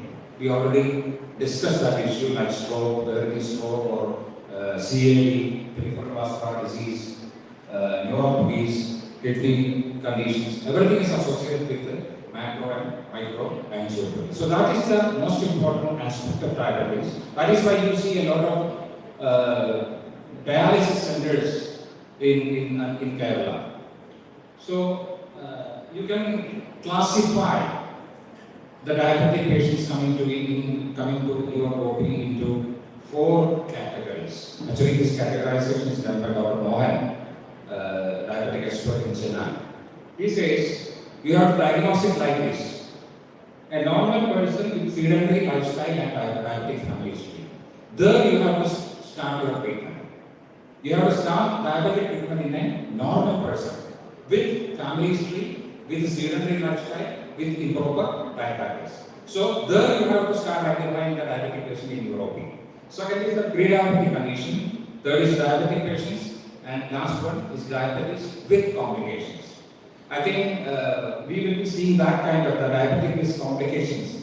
Must be maybe the most common cases OP you will be seeing in your OP.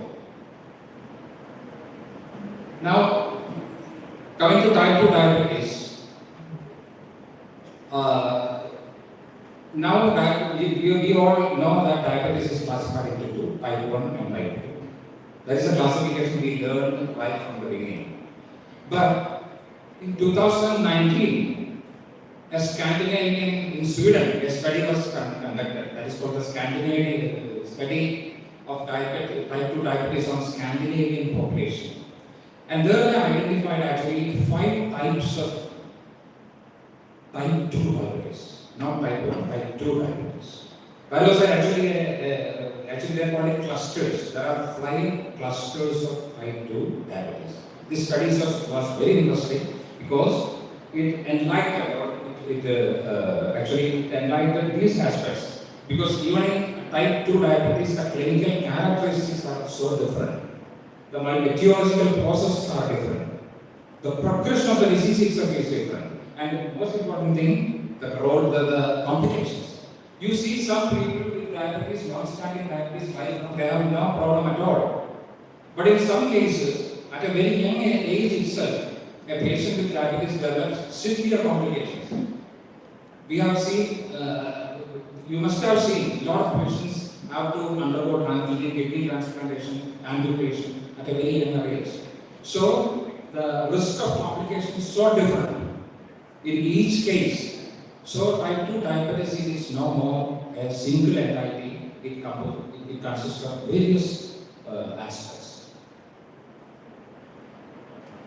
So based upon this Scandinavian study, Dr. Mohan's Diabetic Center studied or they conducted a research work on South Asian phenotypes, that is Indians.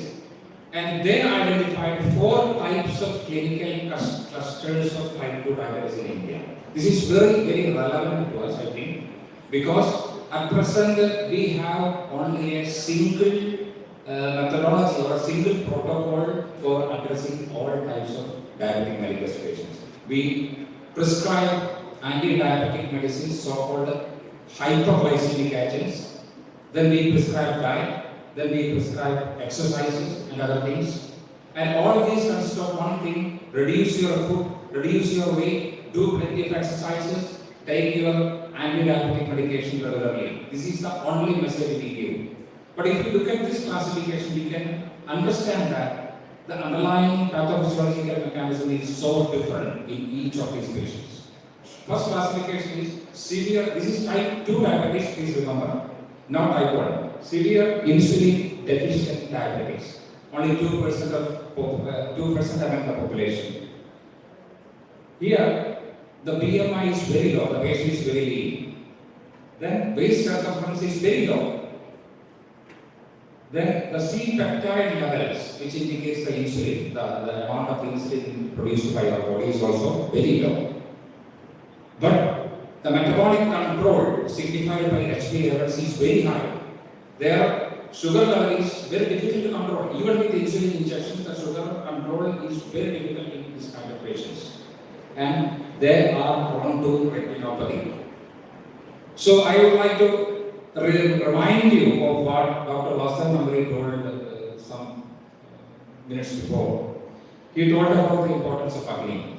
So here, in very severe insulin deficient patients, you should remember about Agni and the role that how it affects the eye. We all know that eye is nothing but Agni according to Ayurveda. So some connection you can make between severe insulin deficient diabetic patients and retinopathy. Now second condition is insulin resistant obese diabetes. This type of diabetes I think is in the typical all those South Indians, especially the Andhra, Tamil Nadu people who eat lot of food, lot of sweets, they are very obese and they develop these types of this cluster of diabetes. Here, the predominant pathophysiological mechanism is insulin resistance, and they have high BMI, high waist circumference. C-peptide levels are actually normal because they have enough insulin in their pancreatic beta cells are producing enough insulin, but they have insulin resistance. And the HbA1c control, the metabolic control is actually intermediate in these patients. And here, these type 2 diabetic people are prone to nephropathy. Here also you can make some connection with Ayurveda because insulin resistance can be interpreted as Medo Dushti. Master number is telling about Medas, the importance of Medas in diabetes, the Medo Dushti. So, Medas is the Sara, the Vrika is the Sara of Medoda. That you can understand from Charaka Samhita. So, next is combined insulin resistant deficient diabetes. This is very difficult. Almost 26% of our population have this type of type 2 diabetes. I think in our OP, where lower income, middle income type of people come, I think most of the patients have this type of diabetes. It's difficult because we have to manage both Agni and Madas. You have to stimulate the Agni, you have to increase the Bala, at the same time you have to control the Madas. So this is a difficult situation. I think most of the patients coming to us belongs to this category. So they have lowest age onset, then BMI, waist circumference, HbA1c control, everything is intermediate, and these group of type 2 diabetic patients are prone to both nephropathy as well as retinopathy. The fourth classification is mild age-related diabetes. It is no problem, they don't have any complications. It develops at an older age. So these classification I think is very important, and we have to categorize the diabetic patients coming to our OP according to this classification so that you can make a precision medicine, you can targeted therapeutics you can practice. So now some of the hallmark pathophysiological mechanisms of diabetes. I won't be going into details because this is modern science. My job is to talk about the Ayurvedic principles. But the most important thing is beta cell dysfunction characterized by both insulin deficiency and insulin resistance. Next is altered lipid metabolism. This is a very important pathophysiological mechanism in the development of type 2 diabetes. You know about the adipocyte hyperlysis, and you know the free fatty acids, the amount of free fatty acids in type 2, in diabetic prone patients. There is very high free fatty acids and ectopic fat deposition. See, we all know that the lean fat-bellied Indian is more prone to diabetic complications than the huge obese American. The reason is, this is the problem, the altered lipid metabolism. Because of the chronic inflammation in the adipose tissue, the fat is dissolved and it is released into the bloodstream. And these free fatty acids deposits in the vital organs like liver, etc., which is a big problem, which causes, it stimulates atherosclerosis. So this is a very important pathophysiological mechanism in type 2 diabetes. Then, of course, there is all these two things lead to hyperglycemia, and which leads to chronic low-grade inflammation. This is a very important pathophysiological mechanism in almost all the obese patients. Scientific studies have shown that inflammatory markers are very high in obese patients or obese people. That is called chronic low-grade inflammation. Next is the oxidative stress. Both hyperglycemia and chronic low-grade inflammation leads to lot of reactive oxygen species in our body. That is called the free radicals. And our free radicals scavenging mechanism becomes deranged in diabetic patients. All these results in micro and macro angiography. And all these things at the end leads to vascular endothelium, of which Dr. Gopal was elaborating today morning, and leads to the macro and micro angiography. So this is the whole progression of type 2 diabetes. And here you can see that these three things, hyperglycemia, oxidative stress, and inflammation, chronic low-grade inflammation. This is like a vicious cycle. You cannot say which one is first. One aids the other aids the other. It is a vicious cycle. Hyperglycemia leads to oxidative stress leads to chronic inflammation. Inflammation again causes hyperglycemia. So this is a vicious cycle. So why I want to highlight this is, Nabur sir was telling about his experience. There is no medicine that can reduce blood sugar level in Ayurveda. So that hyperglycemia aspect you can avoid. It is true. You all know that we are still after that wonder herbal medicine which can reduce the blood sugar level. I think even after independence, so much research done, but still I don't think we have discovered that medicine that can produce significant hypoglycemic effect, that herbal medicine.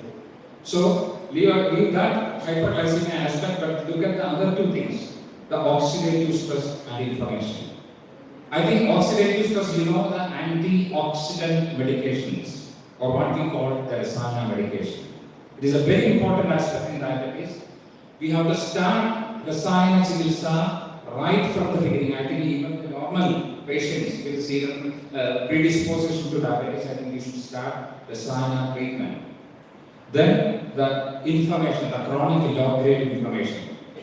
I think this is very important. We will discuss that in the coming slides, the importance of reducing inflammation in diabetes. Now coming to Ayurveda, already discussed, we are still looking for that wonder, magical hyperglycemic agent. I don't think we will ever be successful in that. Next, our target is always hypoglycemia.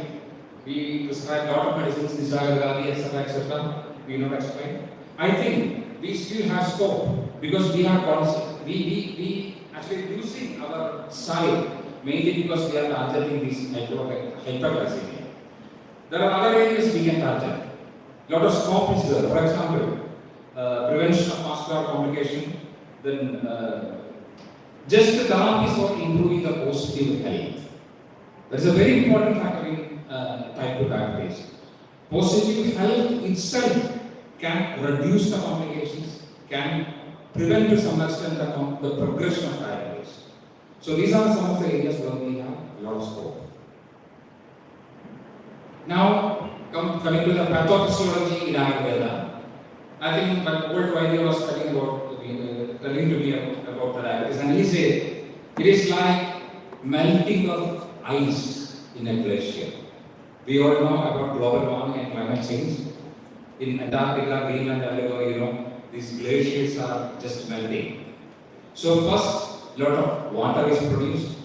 This is followed by exposure of rocks, mountains, and they lose that soft, snowy color. So this our pathogenesis of diabetes is also to some extent like this. So the first stage of diabetes, what we call as pre-diabetic stage or Role stage. Here what happens is the first thing, Dr. Amburi already explained in Sutras of the Agni. That is the starting point.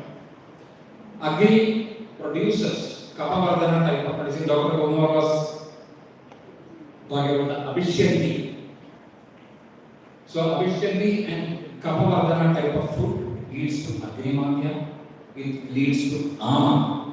I think Ama is insulin resistance.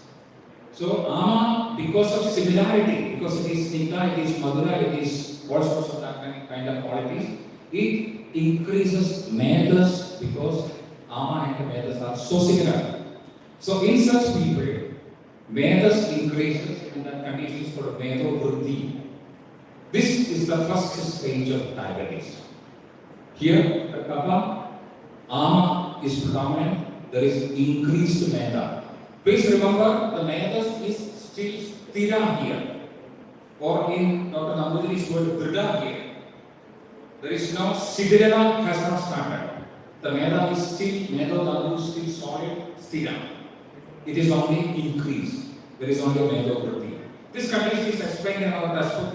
For example, in Madhavana, Medo Roga. Medo Roga, this name, or in our Ashtakarya as Saulya. So this is the first stage where Medas is in the form of Vruddha stage. That is the first stage of diabetes, or we can call it pre-diabetic stage. This is the ideal condition where we can interfere, we can do a lot of contribution. Here are Medo-Hara drugs like Varadi Rashaya, Dawadu, Bull, etc. can be applied. Vyayama can be applied. Diet restrictions, because different types of diet restrictions can be applied.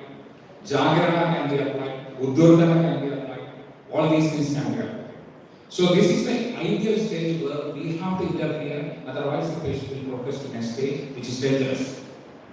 So please remember and try to, in this stage it is easy to identify. I think it is easy. In our clinical practice, we don't try to identify the clinical characteristics. The pre-diabetic blood sugar level is the ideal thing. Next.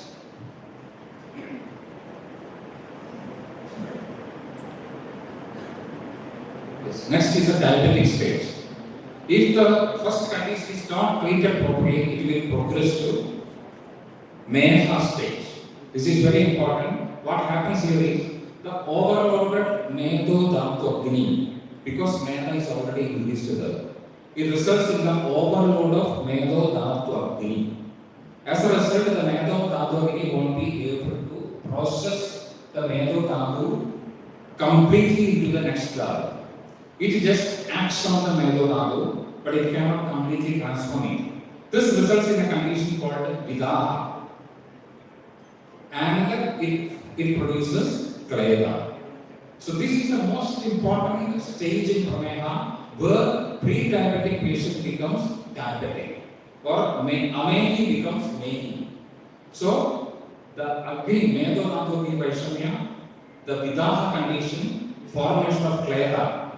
So actually the Agni here becomes something like activated Pitta. Because it cannot completely digest and transform the Medo Dhatu Agni, it acts like a, or behaves like a Pitta, like an inflammation, something like chronic low-grade inflammation. It never stops. So continuous acting of Medo Dhatu Agni on Medo Dhatu dissolves it, produces lot of Klayada, and as a result the patient start developing Adimehana. So this is the Mehana stage. Here actually the treatment options are totally different. If you apply the regular Medohara treatment in this condition, the patient will not tolerate it. If you prescribe Varanasi Kashayam in a diabetic patient, he won't tolerate. If you prescribe Namaguguru, a typical severe diabetic patient, he won't tolerate it, even if he is obese. Because of this activated pitta, because of this chronic low-grade inflammation, this Agni acting on the Medo Dhatu. This stage we can call as Medo Dushti. So please understand the difference between Medo Vritti and Medo Dushti. Medo Dushti leads to Kleda formation, excessive urination. So here, actually the Prameya Chikitsa has to be applied. And here, one of the most important things is, I think, the contribution of the Kerala physicians you can see. Treatment of this condition is explained only in Kerala textbooks by Chikitsamandiri, Yoga, etc. Here the treatment should be Pittaya, treatment should be Stambhana, treatment should be Mutra Stambhana actually, and Klayadahana. You cannot use Ushna Krishna for medicines here. That is why Nisa, Kataka, Nellika, Techi, Pacho, Kipandriga. All Shivadravyas. Needuryadi, Guliga. Most of the medicines are Shivadravyas. So if you search the Prameya Chikitsa in Kerala textbooks, all the medicines are Pitta Shamana, Klayadahana, and Mutra Stambhana. That is why in Yogamrita, a special Shirodhara is explained. Shirodhara is actually, in Kerala we use it for Stambhana purpose. Takradhara we do in psoriasis because we consider that Visarpa, Pitta predominant condition, and we apply Takradhara for Stambhana. In the same way, here Shirodhara, 28 days of Shirodhara is explained in Yogamrita. It is a very special type of Shirodhara. I don't know whether you have seen it. Please go through. The medicine used is actually Kanyavelam, the rice water, and some medicines are soaked in Kanyavelam, and Shirodhara is done with that. So this Stambhana Chikitsa is applied in Meha, Prameha, in typical Meha stage. So here you can identify the condition by the clinical characteristic of Abhimehana, and here your treatment will be Pitta Samana, Mutra Stambhana, and Kleva. Next is progressors. This because that Agni is acting on Medo Dhatu, there is continuous progression, there is continuous parinama. Then the Prameha becomes Madhumeha, or the complicated diabetes. Here what happens is the patient develops Avira Mutrada because the Kleva is finished, now the Dhadus are coming out. The Agni acts on the Dhadus, the very structural basis of our body, and as a result, the Dhadu Shaidilya begins and Ojakshaya happens. This is a condition where the patient develops different kinds of complications associated with diabetes like microangiopathy, stroke, kidney disease. Kidney itself, you can understand that it is a mutra, the progression of mutra dosha here. First it was Adimutrata, next it becomes Adira Mutrata. This condition you can actually clinically, by laboratory wise you can identify. Microalbuminuria is a very good test to identify that the patient has become complicated diabetes or Madhumeha stage. Whether the patient has progressed into Madhumeha stage, you can identify by testing the microalbuminuria. Early morning microalbuminuria. So here all the Trilmarma complications appear like stroke, etc. So here also the treatment is nothing but the same. Aggressive Pitta Samana treatment, aggressive Rasayana Chikitsa also come to place here, associated with the Vada Samana. So here Banya type of treatment should be applied. So here sometimes what happens is you have to in some cases you have to totally stop Prameya Chikitsa and treat the Uddhara. For example, in a stroke, if a patient develops stroke, you have to completely treat the patient like a stroke patient or like a kidney patient, a Vrana patient. So Vadarakta Vrana is a very important pathophysiological mechanism that can happen in the complicated diabetic stage. Then Apadanaga, like in stroke and Hridroga, that treatment you have to do. So in the whole progression of diabetes, you can understand that different pathophysiological mechanisms are involved. Your treatment strategies, your treatment targets will be totally different. Now, there is an exception. In Krishna Pranayani, actually, the progress is slightly different. Here, the first condition is severe Agni Vaishamya or Agni Daurbalya, something like in Grahani. I have heard some Ashtavadyas treating Prameha like Grahani.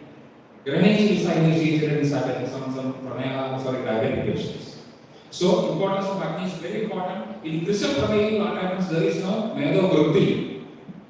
The patient from Agni Daurbalya, he progresses into Medo Dhato Agni Vaishamyam and Medo Dushti, Kleda formation and complications. Here there is no Medo Grutti. So here the treatment options are totally different. You cannot advise him to reduce his diet, to do excessive vyayama or udvartana or jagana. Here Balya is very important, Agni Deepana is very important. So in Krishna Pranayani, the approach is totally different. So again, actually in our OPH we see now these two are typical conditions, Sthula Pranayani and Krishna Pranayani. But in our OP we usually see Krishna Sthula Pranayani. That is very difficult because you have to combine your prescription. In your prescription, you have to combine all these aspects and design a particular prescription. It is very difficult. You have to address opposites. You have to do Billiam, you have to do Adyanivana, at the same time you have to do Medohara. So it is very difficult and it actually questions your think. So this is the progression of two types of diabetes.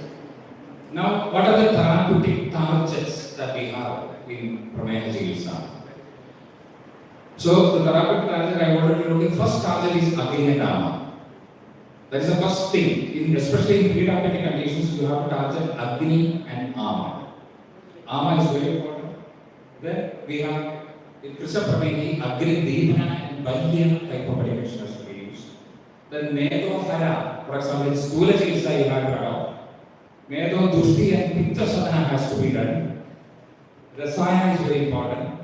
And in complicated Prameha, you have to stop treating Prameha itself, then start treating the Avanavada. Like Apadana, Madarekta, Brana treatment you will have to do. In complicated diabetic condition, the regular diabetes treatments you cannot follow, you should treat it as a Madarekta, Brana or Apadana condition. So in Agni and Atma, I think the most common medicine we can use, I think that is only the medicine available, that is Kaidalya. So in my opinion, our metformin is Kaidalya yoga.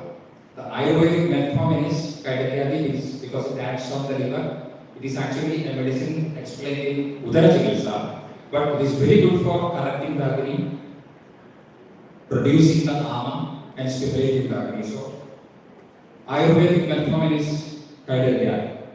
Then Medo Vritti and Staulya Chikitsa can be adopted. We all know the different combinations like Varadi, Navaguru, etc. I know that's right. Then Medo Dushti and Kleda Hara treatment. This is very important. I already told you, because of Pitta activation, because of wrong Medo Dantogini, it acts on Medas, it dissolves the Medas, that is called Medo Vilayana. A lipotoxicity. Here you need a medicine that is Medohana at the same time Pitta Samana. And we are using Navayasam yoga in this stage. So Navayasam in diabetic conditions is a very, very useful combination. We are trying it. I don't know whether it is effective. We don't have the kind of research data, but still we are prescribing our the area we prescribe is Medohana condition and then Pitta Samana. Then of course we have the Mutra Stambhana and Pitta Samana type of medicines like Kadagagadadi, Vishagadadi, Niruyadi, or Mutra Stambhana category of medicines. This also we are doing. And then of course in Madhumeha stage we have to use the Rasayana type of medicine. We don't have many medicines in Madhumeha stage where the diabetes has become complicated. Avila Mutra stage.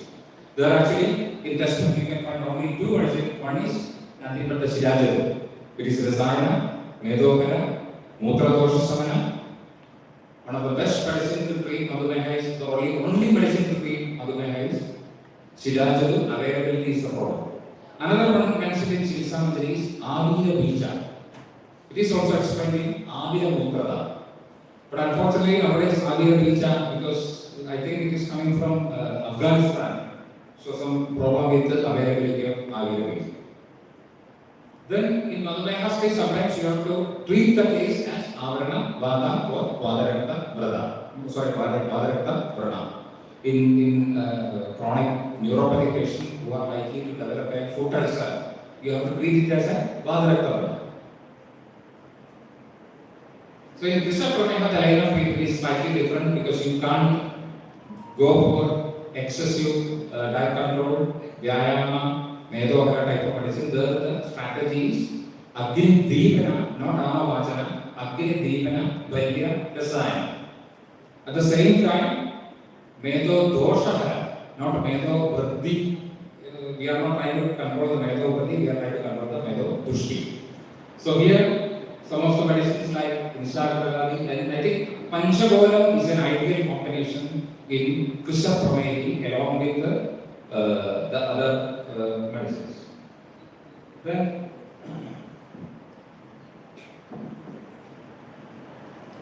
I think for example, for exercise here, instead of regular exercises, the best exercise is yoga therapy. Because yoga can stimulate the brain, yoga can squeeze the blood vessels of the internal organs, improve the circulation. I think ideal exercise for Krishna Pramehi is not intensive exercises but yoga therapy. So in the pre-diabetic stage, if a patient comes to you with a pre-diabetic stage, the most important thing is there is no package, there is no single medicine. The important thing is evaluation and assessment. Take his history. I think the most important thing is his family history. Whether any of his parents or grandparents or anybody has diabetes, complicated diabetes like stroke, heart disease, kidney disease, peripheral vascular disease, etc., then you have to treat that patient with care, with aggression. So family history is very important. Food, lifestyle is important. BMI, BP, lipid profile everything is important, and the risk factors you are taking into consideration. Then you should treat. You have to prescribe the type of diet. Then mental stress management is also very important. Agni has to be taken care. Medopathy and Staulya, if possible, if it is necessary, you have to treat it like that. The Medo Dushti and Pittasana treatment can be initiated. The Sayana, Avarada, Prana. So these are the treatment strategies for therapeutic targets you have in managing the pre-diabetic condition. So here, Rasayana, I would like to mention one combination, that is Harindra, Amale. It's an ideal combination that we can use in all stages of Prameha. Anti-oxidant type of medication. This is happening in all diabetic patients. It's actually many physicians they complain this medicine does not have any anti-diabetic or hyperglycemic effects. But its purpose is not to reduce the blood sugar level, but to reduce the free radicals or the oxidative stress in the body. So we have to choose the ideal therapy in each case according to his family history, his risk factors, and BMI, etc., etc. So this is what I would like to tell you. The Prameha is not even type 2 diabetes is not a single disease.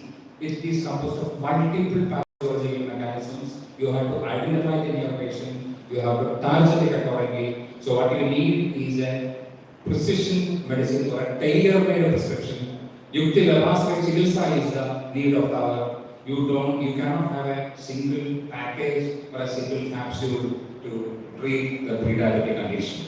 This is the ideal case where Ayurvedic practitioners can interfere through proper understanding of the pathophysiological mechanisms of the diabetes. Thank you for your kind listening.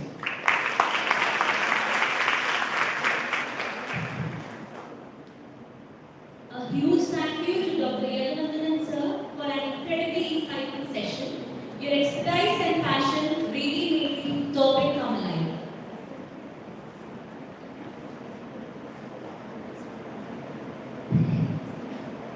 The attendees who have queries may please note them on a paper and hand them over to the volunteers.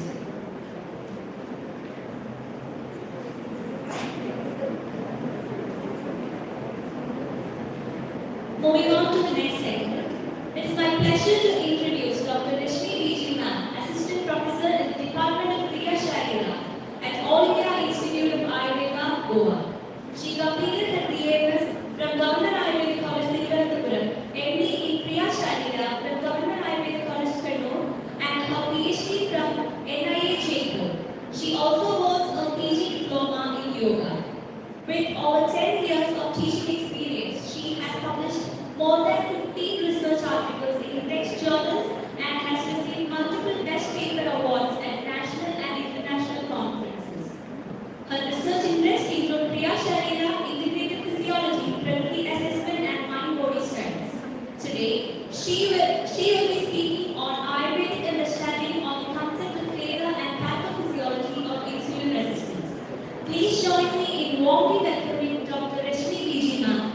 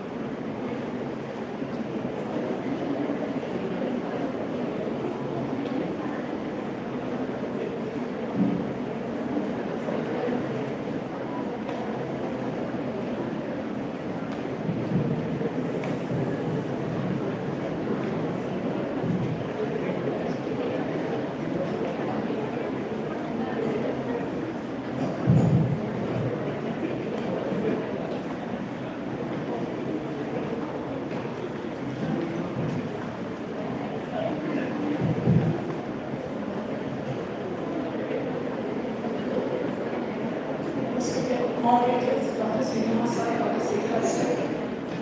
Principal Seminar, other respected faculties, my dear teachers and students. I am truly humbled to get this opportunity to have a discussion on this topic of Kleda here in front of my teachers upon government. This is actually a presentation based truly it's not just the concepts which have been described in the text on Kleda. So, my dear teachers, please excuse if there is some error in my understanding. So, I guess we can start.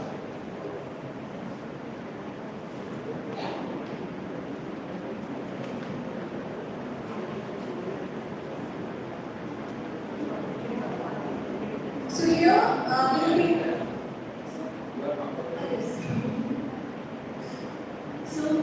Here our objective is to understand Kleda from what has been described in our classical text and to understand the physiological as well as pathological roles of Kleda and its influence in insulin resistance. So we have seen that the word Kleda is derived from the root kled, which means to wet or to moisten or make it down. So here we can see that there is a predominance of Ardra Bhava or Jaliya Bhava, that is Ardra, and it is Dravarupa. So here it is the functional expression of Jala Mahamudra. So Abha Kleda, that is what we can say. And we know Udara has been mentioned, which is describing having 10 Anjali Krama. So the whole water, see, the Jala and Kleda are not the same. Though they appear identical. See, just like 10 Anjali is the measurement of Jala which is being described, the whole of Jala is not Kleda. So, if you see the properties of Jala, Drava, Srita, Shilika, Manta, Vidu, Pichila, Rasa, Guna, Guna, Nampyani, Tamani, Uva, Kleda. So, one of the functions of Drava is Uva, Kleda. So, the Kleda is the expression of Jala. So, the property of Udana itself is Kleda. So, Bhava Udaktam Kleda, that which makes wet is Kleda. And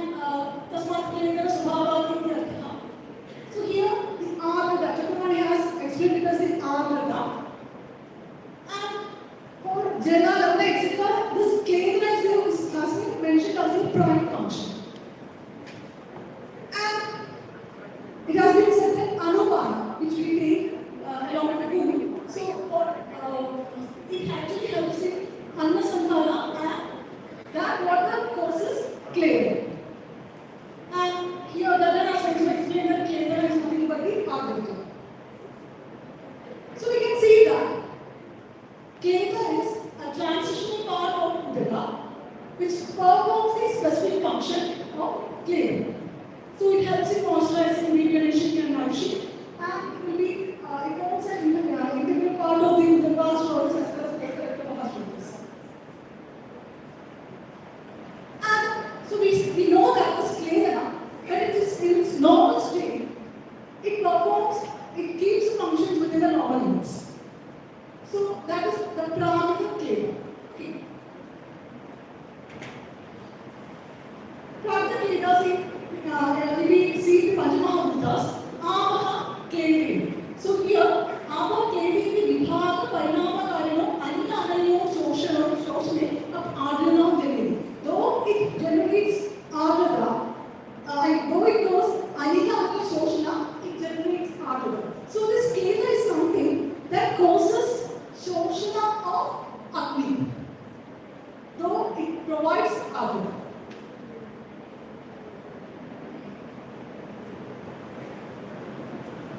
And Keda is having a function as Sneha. See, Sneha Vishinda Madhava, Kleda Karika. So Sneha is something that produces Kleda. So here, Kleda Karika as a property we have seen as that of Jala. And this Sneha Sarva Ayurveda itself. So the bodies are bodies belonging to Sneha, and hence this Kleda is having a very important role in the physiological units.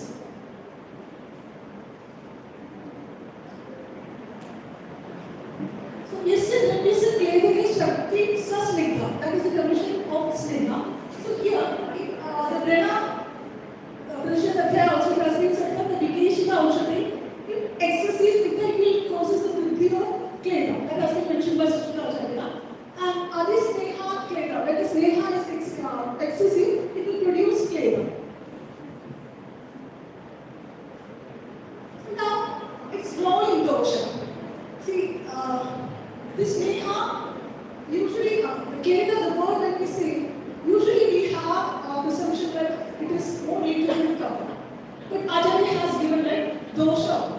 Pitta kapha atra vidhyate, vadasi Kleda asambhava. So, it is obvious, Vada dosha is not producing Kleda. From Vada dosha, Kleda is not possible. It causes Kleda shoshan. But when it comes to the dosha Pitta and kapha, Pitta has been cyclic first. Which means that Pitta is having a role much important than, much longer than the kapha.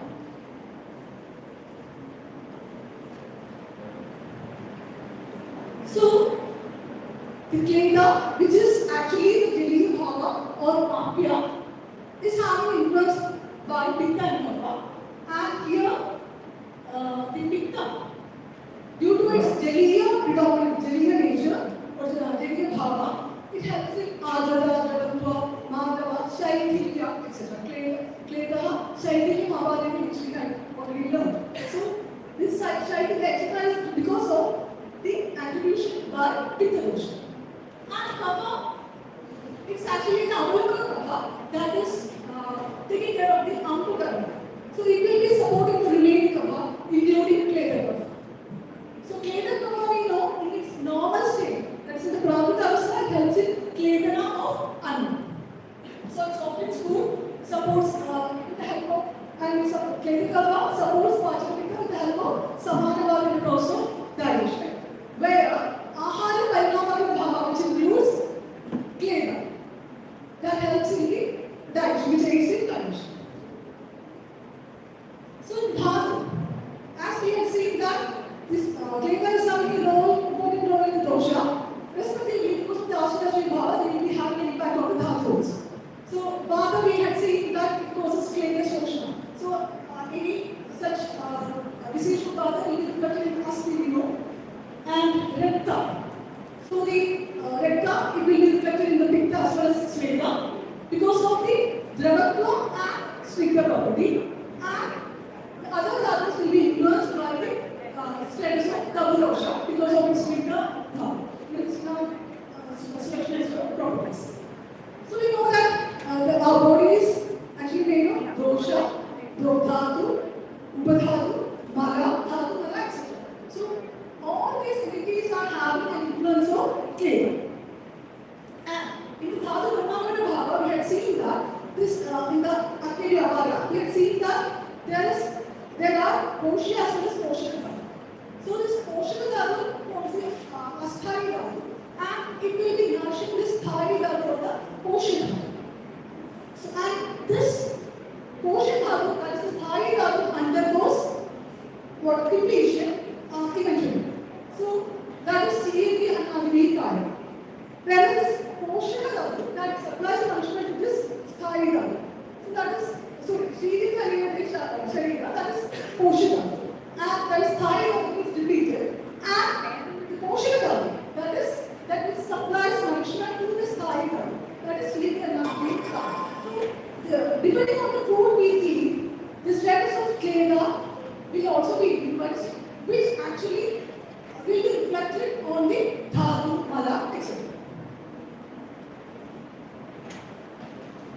So, in the Mala, after Ahara Pachana, there will be Sara and Gita. Among the Brihat Mala, the Motra and Sweta are having a greater role because of this Kleda. See, Motra. First the Murina, Vikleda Mudra, just been mentioned in the Susita Samhita. So here, Vikleda, by the word Vikleda, he has included Anapratya. And also, others have meant that which helps in the separation of factors from the Sara. So, Kleda Vivekata, it also been obtained by other scholars. And Mashana, they will notice Kleda Vahana. So here, Kleda Nirvahini, that is, which helps in the vehicle government. So, Kleda Vahana, Kleda Siddhartha government. So, that is helps to remove the excessive Kleda, etc.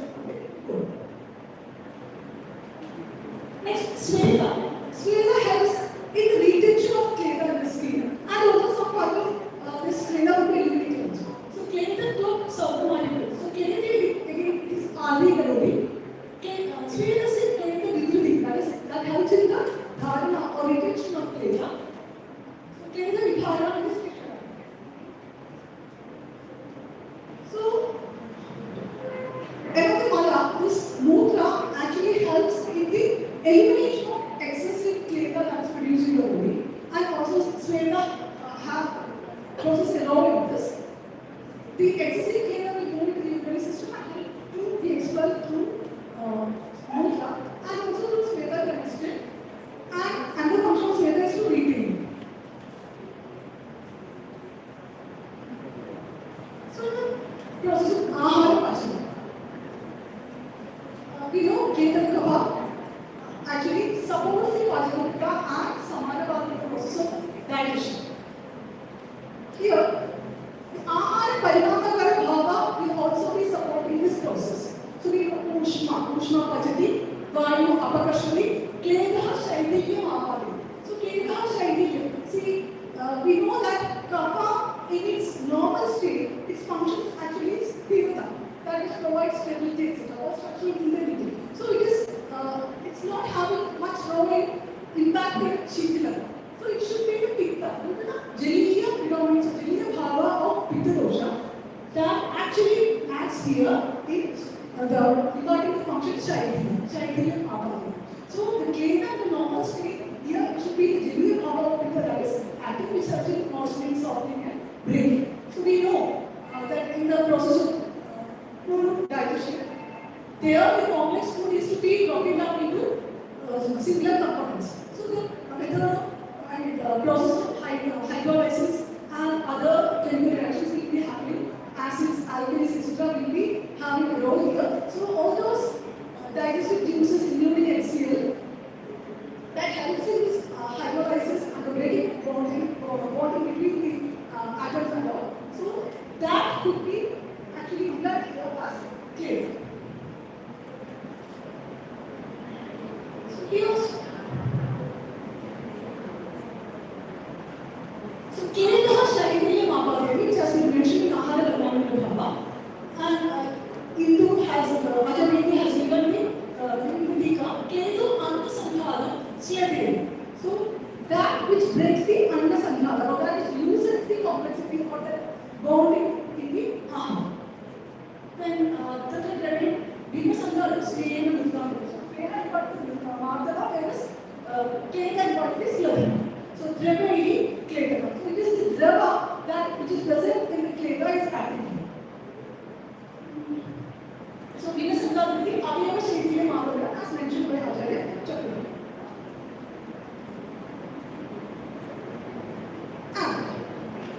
So what happens here is that if there is a vacillation in the normal status of kleta, it can actually result in Agni Nasha. It actually causes Agni Shosha, which gradually leads to Agni Nasha. So, Aditya cha Agni Nasha Maya. That has been mentioned by Acharya Hindu. And it is said, Tasmin Sthire Gatrana Gurito Dhaduna Utkleva. So here, Ama causes Gurita and Utkleva. So, Ama causes Gatra Gurita as well as Dhatu Kleva. See, Kleva is something that which happens at the level of Dosha, Dhatu and Mala. Dhatu, Dosha Kleva is there, Mala Kleva is there, Dhatu Kleva is there. So, this Ama and concept of Ama and Kleva is very different. The conditions in which the kleta is affected, that will be, see, both pitta as well as kapha dosha will be having role, but predominantly it will be the pitta which is actually issue. So here, the draviya bhava or the janiya bhava of the pitta causes Agni Shoshana, which actually results in Agni Nasha. Whereas in what is happening, the Guru's Lakshana medicinal properties of the kapha will be resulting in Agni Madhya. And here, in the treatment also the difference is there. Where the kleta is affected, our primary focus will be Shoshana of the kleta. So, Yukshana, Shoshana drugs we need to give. Whereas in Ama, the Ama Bhajana is our prime focus. So, actually there is a slight demarcated line between this kleta and Ama. We need to actually identify that. So, Bhajana, Ama Bhajana is the first thing to be done in decision of Ama, whereas in kleta it should be Yukshana and Shoshana. Kala we know is the Dhatu Acharya Kleta Vibhakta Somso Mishna Sleshna Snana Kodachana Kala Ashtasana. So that separates the Dhatu. It is also said to be a derivative of kleta. Dhatu Acharya Kleta Avadishtate.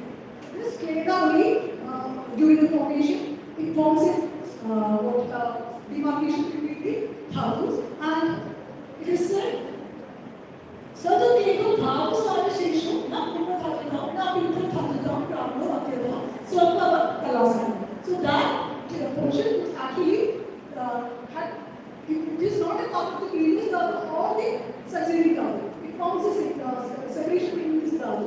It is known as kleta, which actually is a derivative of kleta. So we can see that this kleta is having impact on dosha, dhatu, upadhatu, dhatu ashaya, mala, etc. And also these chokras. We can see. Then, see the kleta will be deriving nourishment from the ahara we intake. So the ahara rasa, as well as the rasa, dhatu will be helping in the replenishment of kleta. And it forms a part of udaka. We can see it's a functional entity of the jala. And it causes the kledana of dhatu, mala, kala, etc. So the seed of kleta, you can see that it is present all over the body, sarva sharira, and related to Buddha's udaka, rasa, pravashodas, and anubhashodas. So when the kleta is in the normal state, avikrita state, it performs mainly shaidriya and it expresses mainly shaidriya and ardra bhava, that is the function normally. So it's a functional moisture that releases shaidriya, enabling hydrolysis and other enzymatic digestion. So when it vitiates, because of the kleta vigara ahara bhava, it can undergo derangement, which can result in disease. So here what is happening is mainly dravatva as well as the snigdhavava of the pitta will be degraded, which actually results in the masking or dampening of the ushma, and it causes Agni Shosha.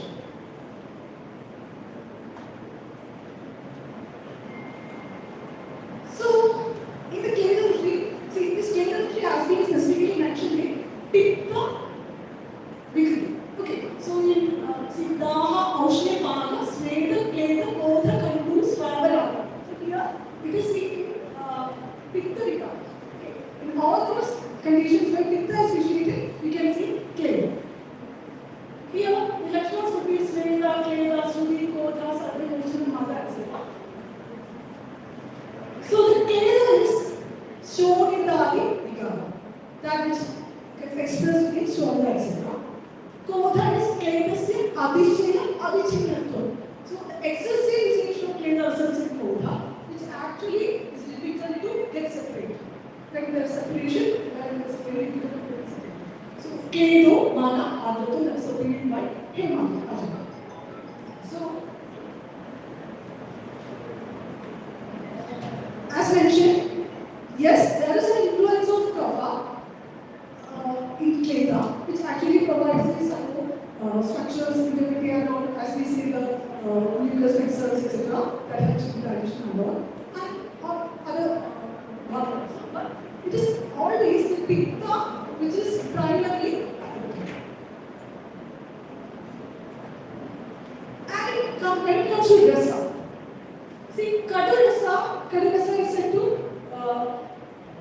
deplete Kleda. Tikta Rasa is said to cause Upasheshana of Kleda. Kashaya is said to set as Sharira Kledasya Upayokta. Upayokta means Ahajumshaka, which dries it. Okay, or it sucks it. So the Kadu Tikta Rasa have an impact on depleting or decreasing the Kleda. Whereas directly in Amma and Yada Rasa, both these Rasa in the Pradana, Kleda has been mentioned. But we generally say, so although Amla Lavana, they cause Kleda and Salasini, but here, in the context of Madhura, the word Kleda is not mentioned. Obviously, in Atyuyoga, it results in Sandarmata Vyadi, but Amla Lavana, in the normal functioning of Amla, as well as in the normal functioning of Lavana, Kleda has been mentioned as a function. But it is not mentioned in Madhura. So here it again shows a link with Pitta. So we know Madhura is something that causes Pitta Shakti. And the seasonal variation like Varsha Ritu, Varshika Kleda Shamnatha. So there is Kleda because of the Amlatva in Varsha Ritu. So before that we need to use intake, Shamra, all the topics that has been mentioned. So there is seasonal variation in Kleda. Rinpoche Lakshana also has been mentioned. Preklina Namakarija. So Preklina in that is Atyanta Arta or Atyanta Kleda Poli. And here Ajay has said that this Kleda affects only the soft dhatus or soft tissues, not the harder ones like teeth, bones, etc. Okay. And Abhishek. It at the course of results in Kleda Buddhi. Paishya, Gaurava, Revim, Dudva, Rasavahasya. That they Gauravam Sya Abhishekhi Yadhadhi. So here, Abhishekhi is Dosha Dhadu Manasodasa Kleda Prakritam. Is something that results in the dissolution of Kleda in Dosha Dhadu plus Malavishodas. See, Abhishekhi Kleda Prakritam results in the excessive dissolution of Kleda. It could be Maha Abhishekhi or Alva Abhishekhi. Abhishekhi is everything Kleda Vidhira. It could be Abhishekhi or Abhishekhi, that is, can cause Abhishekhi, Kleda in an extreme or in a slightly level. And it has been said that the Kleda generation, see, if we intake food, if we intake food in the evening, before the morning meal is digested, it actually will not cause or will not result in Kleda. Why? Because it has been said, due to the effect of Surya, heart will be active, and because of the Vyayama as well as the other activities, the shoulders, etc., would be dilated, and it will not result in Kleda. Just like if we add milk to an already normal milk which has not been curdled. Okay, so intake of food, even if the previous meal is not digested, in the daytime will not result in Kleda. Whereas, if it is night, the heart is said to be in a Sampadavastha and the shoulders are also said to be in a Sampadavastha, and it can actually result in Kleda. And it is the same reason why Vasti is commonly at night. Because Vasti causes dosha Utkesha, and this Utkesha is said to be Vikedana Lakshana. So we can see there are many reasons for the dissolution of Kleda. That is Nigdhana, Apirvidya, Vishram, Kaladana, Madhura Rasa, Abhishekhi. Madhura Rasa again, there is a point to be noted. Abhishekhi, Anubhavamsa, Yudahara, Vyayama, Yosana, Atyabhavana. Atyabhavana, the overhydration results in Kledha. Even in the context of Anubhava, you can see that Anubhava results in Kledha. So, this Kledha could be Sthanika, Kledha Pushti could be manifested as Sthanika Vaishramya or Sarvadeva Vaishramya. Okay. Sthanika means it could be Rasa Kledha, Mamsa Kledha, etc. Technically, Mamsa Kledha is said as the Pitta and Kledha. And Rasa Kledha is affecting the Rasa Dhatu. It could be manifested as a Pandu. If it is affecting the Rekta, there will be Krishna Das, then there will be Tantra, etc. If it is Mamsa, there will be Krishna Das, etc. Again, see this Mamsa Kledha is of Pitta.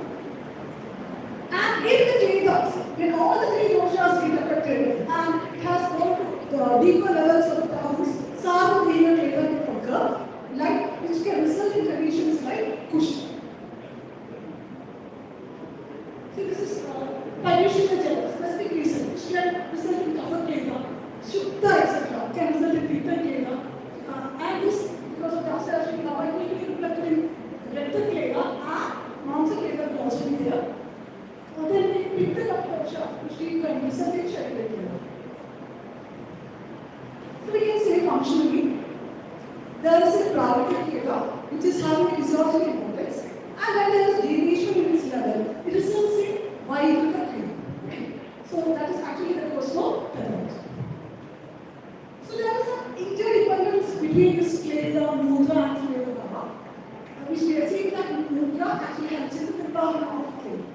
So when there is excessive Kledha, this Kledha portion will move into the luminous part and will be expelled through Mudra. Kledha Nirvana is simply the function of Mudra and Kledha Nirvana is Sveta.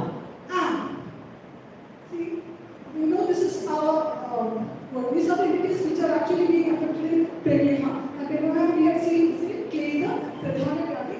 Again, this is because of the Gohutra Vatva and Sharira Kledha. And pathology in Ayurveda. So, the Kledha Kala Ahara Dhara, it affects Kledha, causes Kapha. So, the Dravatva and Dhatu, Dravatva in the Pitta actually affects the Dhatu, resulting in the Vriddhi and Shailya of Megha. This Kapha results in stronger. So, actually the result is that there is a functionally compromised qualitative increase in Megha. So, overnourished but functionally inefficient Dhatu will be produced. Here, we can see that the ultimate result is that it will not be able to restore adequate functionally, it will be incompetent. So, actually it results in insulin resistance. What is happening is that here, there will be, as previously mentioned, there will be the lipid metabolism will be affected.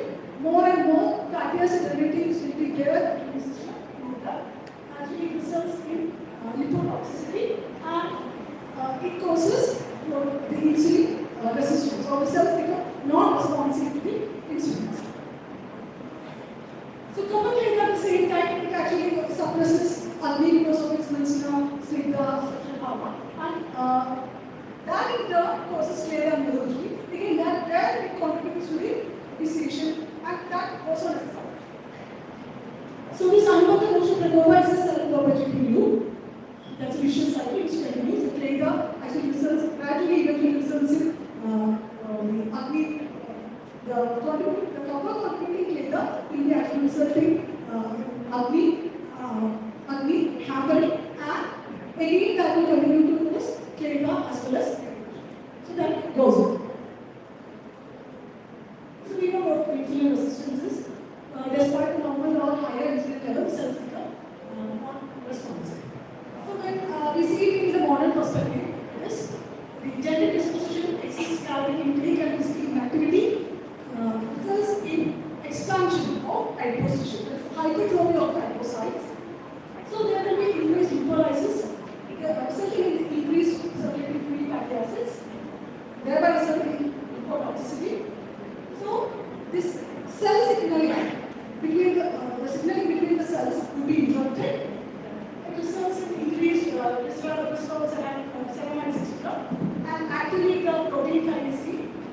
hyperdiabetic phosphorylation of insulin receptor products.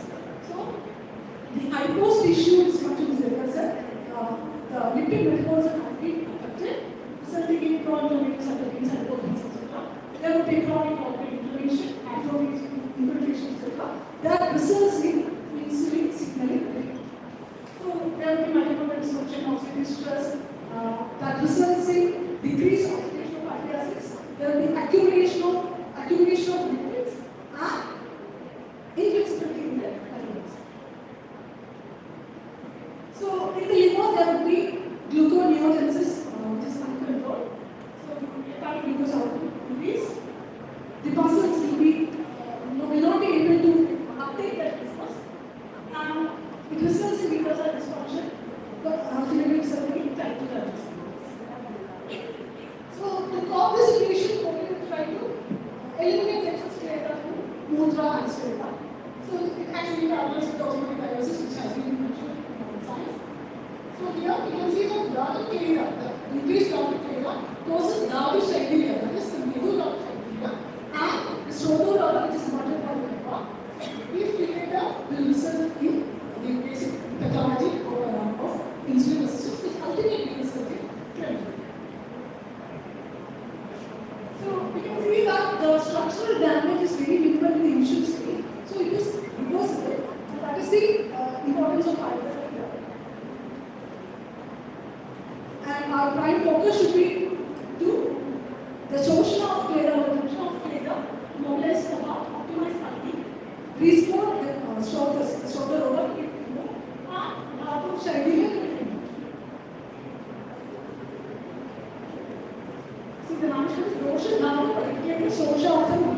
Everything that helps in the depletion of or the Shoshana of Roshan Dhatu Mala Kleda is clear. So, Rukshana, Lanthana, Divana Pachana, Shoga Shodana are the principles. Rukshana goes a manner which tries to exist together, and Shaidya will be removed. And Lanthana, which helps to improve the state of body and mobilizes from the liver. Even Pachana, see, I'm skipping this because this is not my scope. Then Vyaya. And adherence to proper diet and regimen. So here, we need to focus on the cause. Just as Sir said, the Bishop Committee of Senior Committee of Pathology, Pathologists for the course we need to add. And here, the Kleda are the focus. So, Kleda is actually a functional entity which has a role in almost all the structural entities of our body. But care has to be taken to keep it in the optimal level. This insulin resistance is said to be not responsible for the cell because of the issue of Kleda, and Kleda solution should be our prime focus to manage. With this, I would like to conclude. Thank you very much.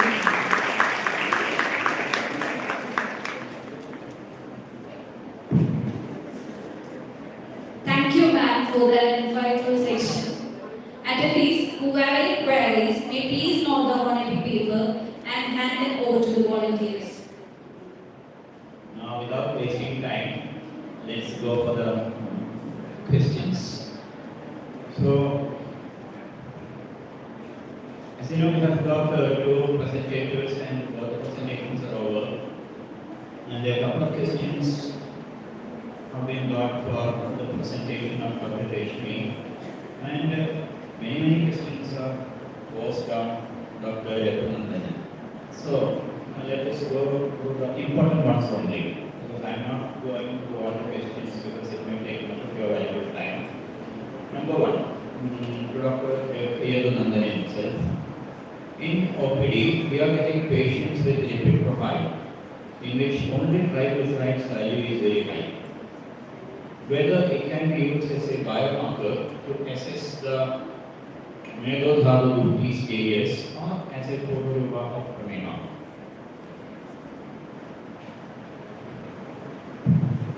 Actually, high triglycerides are a characteristic of insulin resistant diabetes, obese insulin resistant diabetes. So these are very important marker. That's why I told you in pre-diabetes stage itself we should go for lipid profiling. And if triglycerides are high, you should start initiating anti-medo, that is medo-haram treatment, which we initiate immediately. It's a very important. It's a very important marker. Okay, thank you. The next question is, in Meghalurti, Jagaran serves as Patya. Please comment on it. Actually, I will differentiate between Medo Prati and Medo Dushti. Medo Dushti is the dissolved state of Vedas, where the Ayurveda develops. There, Jagaran you should apply very carefully. Another question. Improper sleep pattern may alter the hormonal status, which can serve as a contributor for insulin resistance. Can you comment? Yeah, I think mental stress, sleep pattern changes, or it leads to the stress to our system. So naturally, it leads to beta cell dysfunction. And the question, one who posed the question, I also asked one question related to satiety hormones, leptin and ghrelin. Is it in any way related? Can you comment? No. Then, as said, to treat the oxidative stress, Rasayan can be used. But what if it is used in the initial stages itself? That is the Kapha stage. Is it ideal to use Rasayan? Yes, that's why I told you. Actually, you have to use it from the initial stage itself. We have to assess the patient. That's the most important thing. Evaluate, assess the patient. If the family history of the patient, if his family history, if there is severe complications of the diabetes, you should initiate the Rasayan treatment from the beginning stage itself. No need to wait for getting complicated. Okay. Then the next question is posed upon me. Can Clara be conceptually mapped to extracellular fluid imbalance, mucosal hypersecretion, inflammatory exudations in contemporary biomedicine? Discuss the pharmacological as well as therapeutic rationale of the contemporary population that we can apply in the management of diabetes. Question once more I will tell. Can Clara be conceptually mapped to extracellular fluid imbalance? One question.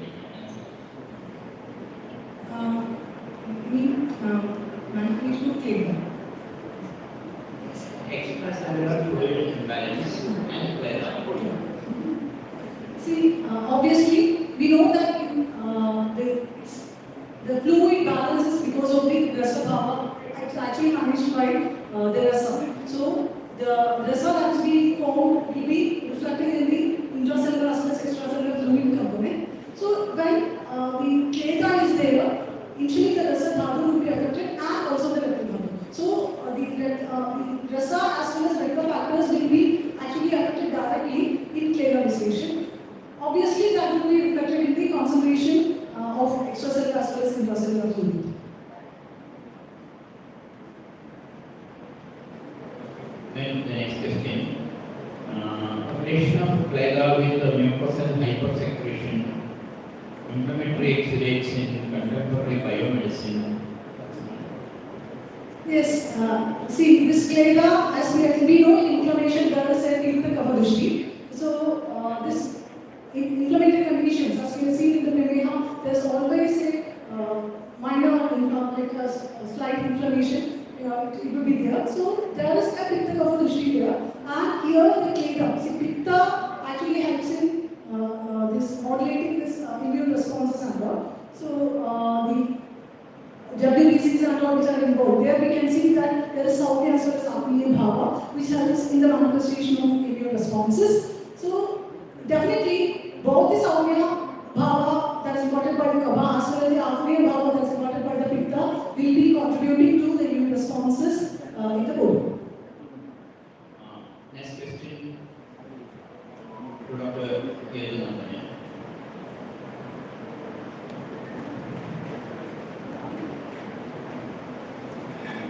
how can we differentiate between Veda and Ama in a patient in practical aspects? Because everybody are talking about Ama. Nowadays Veda also. Actually, Veda is the advanced stage of So, in diabetic patients, I think Veda formation leads to a lot of signs. Excess urination will be the excess fatigue will be the clinically. And you can find a lot of signs. For example, skin allergies will be there. The patient will have that type of signs. Then I think even the blood sugar level increase itself is an indicator of clear.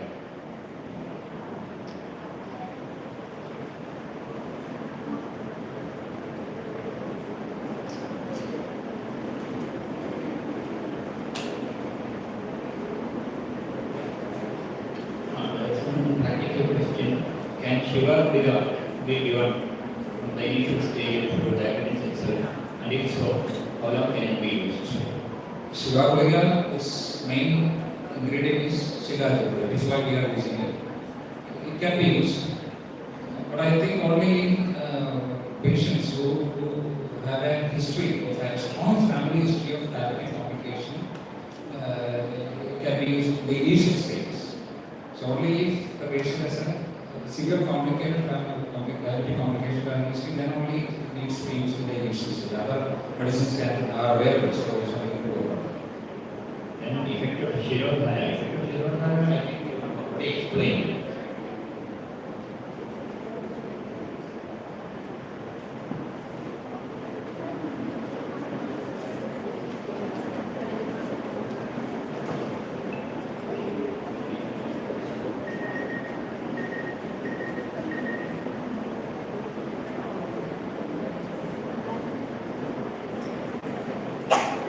Okay, I think the questions are finished. It's not that the questions are finished completely, but we are sorting out questions, those questions which are important. Now coming to the conclusion part of this today's two presentations, let me give my own comments about it. See, I was learning Ayurveda during the period 76 to 81, and during my tenure as a student of Ayurveda, I used to practically write the notes of gangs like Mr. Masala, etc. Today's presentation, I think it was almost like that. I was a student and the presenters here as my teachers. I was practically, no. It's not a joke I am telling. I was writing points of the and operation because I once again, I think I was reborn as a student. Anyway, his presentation was excellent. One of anyone comment that it was an excellent presentation. He had given the various aspects of Prameha, the Ayurvedic approaches based on pathophysiological mechanisms.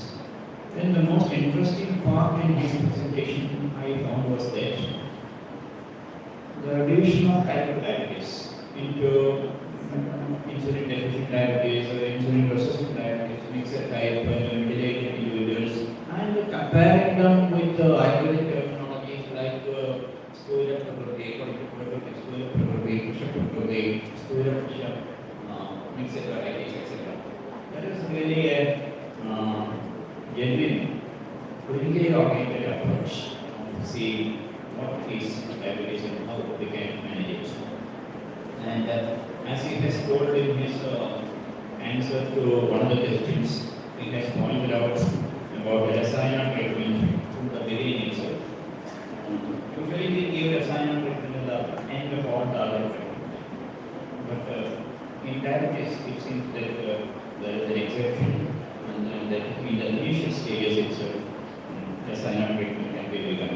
And Vastavananduri sir was talking today morning, he also gave the same concept of beginning Rasayana in the initial stages itself. I yet have to study about this. Anyway, And regarding AMA, somebody was asking the same question. AMA and insulin resistance and related to metabolic also. That's a wonderful presentation. Thank you. And how do India going to get China? See, Protect was very picture about it. I like the presentation very much. And Krimanma complications. I think you are the active picture of Manipal, sir.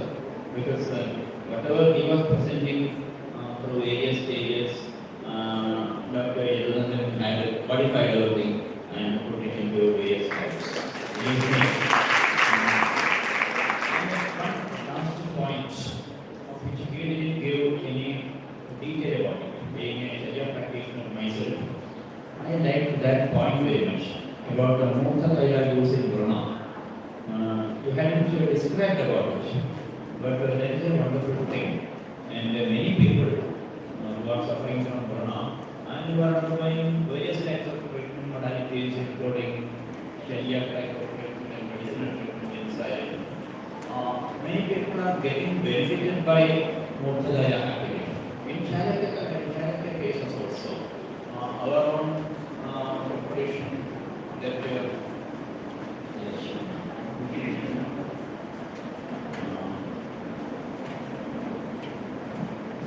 use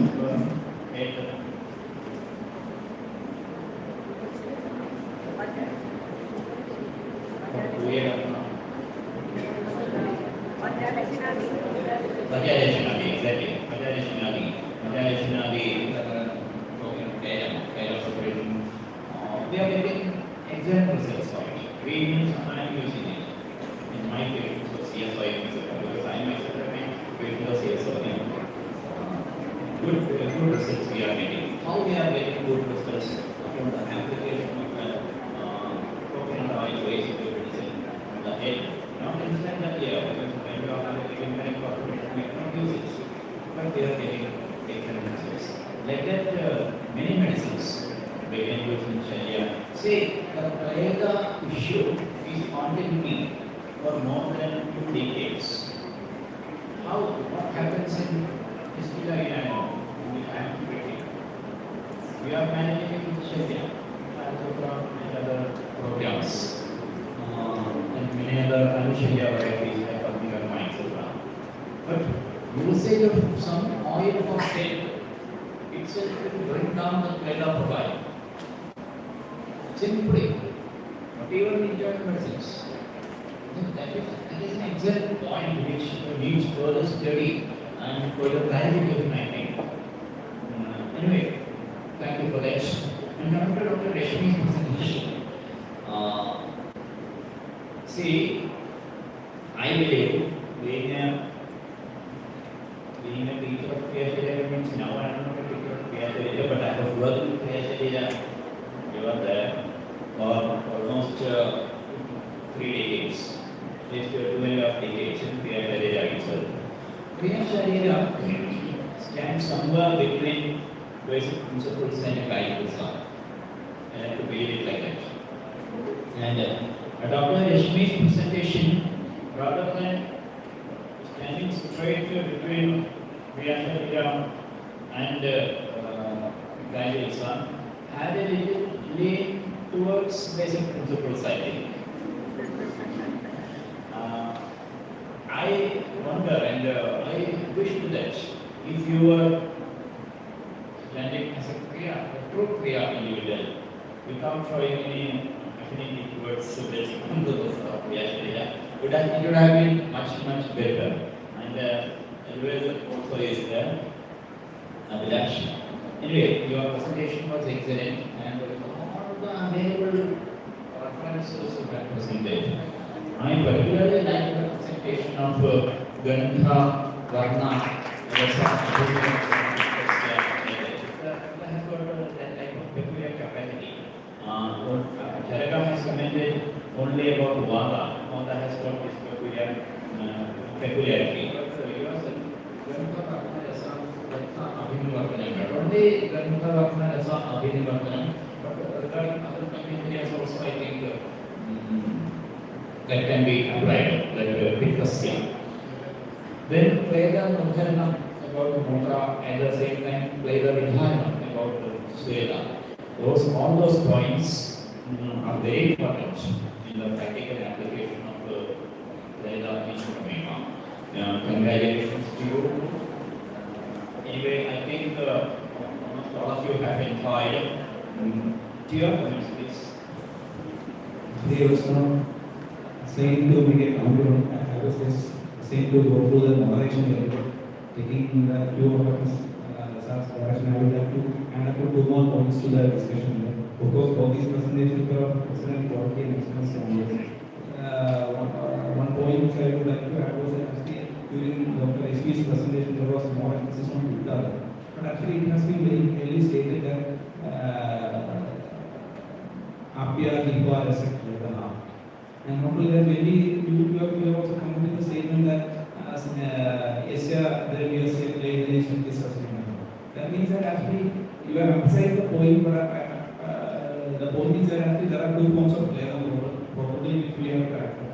One is the Pragata player and the Vigata player is over. And we have actually tried to compare all those things from the classes.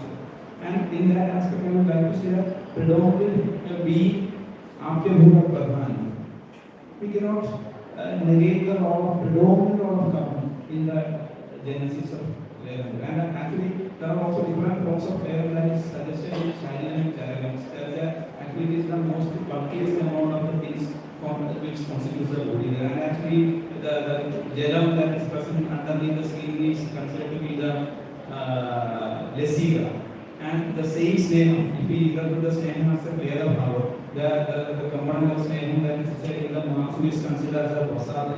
So we cannot rule out the presence of Udagam acids out of the entire context of the body. So, and actually the player kapam, there was a statement that player kapam is not stable there.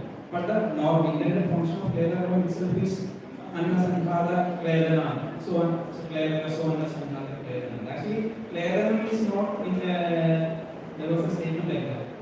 So Annasankada Clarion.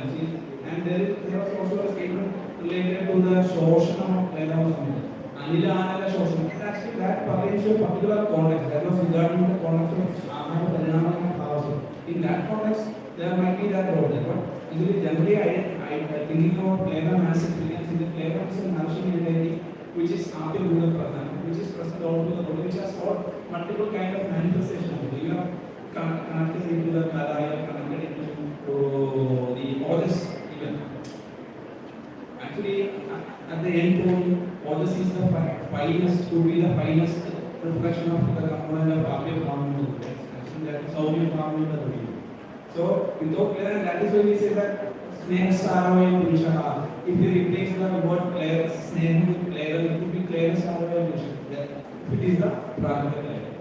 So I think with this presentation, I think an idea might have been generated among the assembly also that there should be an appreciation of player means pathological as well as in physiology. Because really not doctor, it's a realization of the fact that given the class. That was great. And nobody will comment on anyone else class because he has come up with his experience right here. And my only suggestion is that could there be the possibility of there is an emotional dimension of every disease also. And what could there be some kind of application of Ajara science? And the earlier stages of Pramena, kind of we have seen Sheelam, Abhyas and all those things, behavior correction and all those things are definitely a background. That can also bring about some significant changes to these kinds of early stages of opportunity. Anyway, it has been an exhilarating kind of experience. Thank you. Thank you, everyone. One more thing, one more point I have to tell you.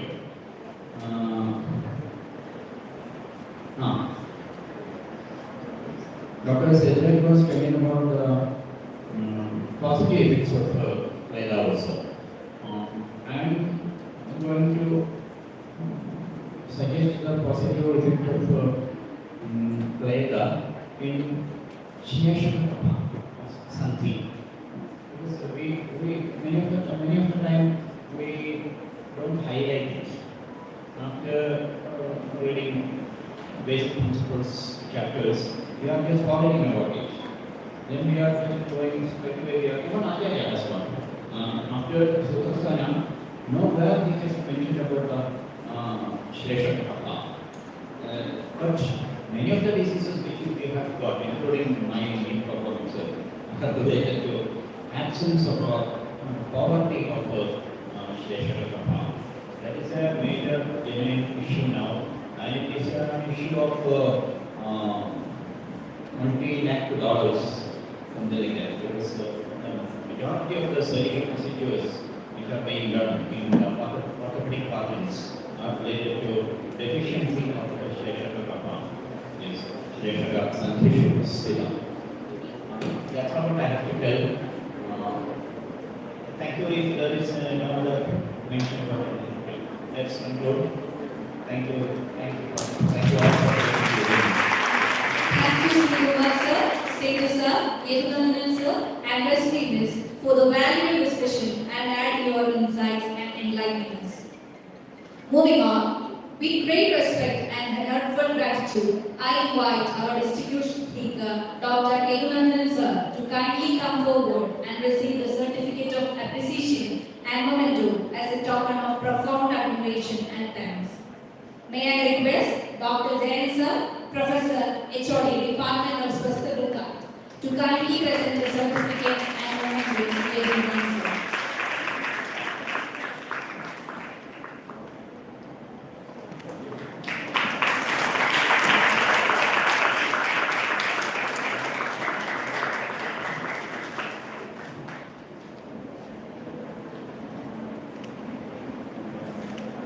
Now, I invite our distinguished speaker, Dr. Rashmi ma'am, to kindly come forward and receive the certificate of appreciation and memento. May I request Jain sir to hand over.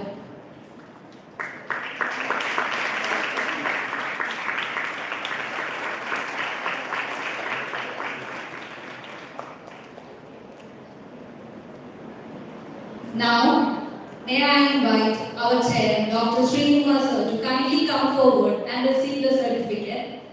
May I invite Dr. Srija as Vice Principal to hand over the certificates to sir.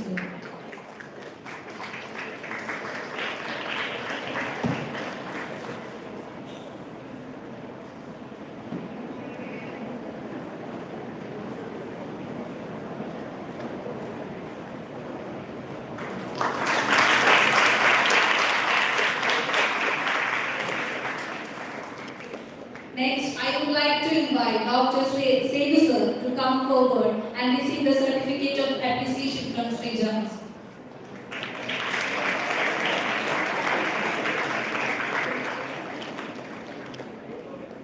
Thank you, ma'am. After this engaging session, it is now time to take a short break. We will now take a small lunch break. I request everyone to reassemble by 2 p.m. so that we can resume the afternoon session as scheduled. Lunch has been arranged at Physiology Lab, dining area is arranged at the examination hall, and the hand wash is arranged in the first floor. So kindly proceed there and be back by 2 p.m. Thank you. We will meet after 2 p.m. Please like, subscribe and share. Lunch has been arranged at the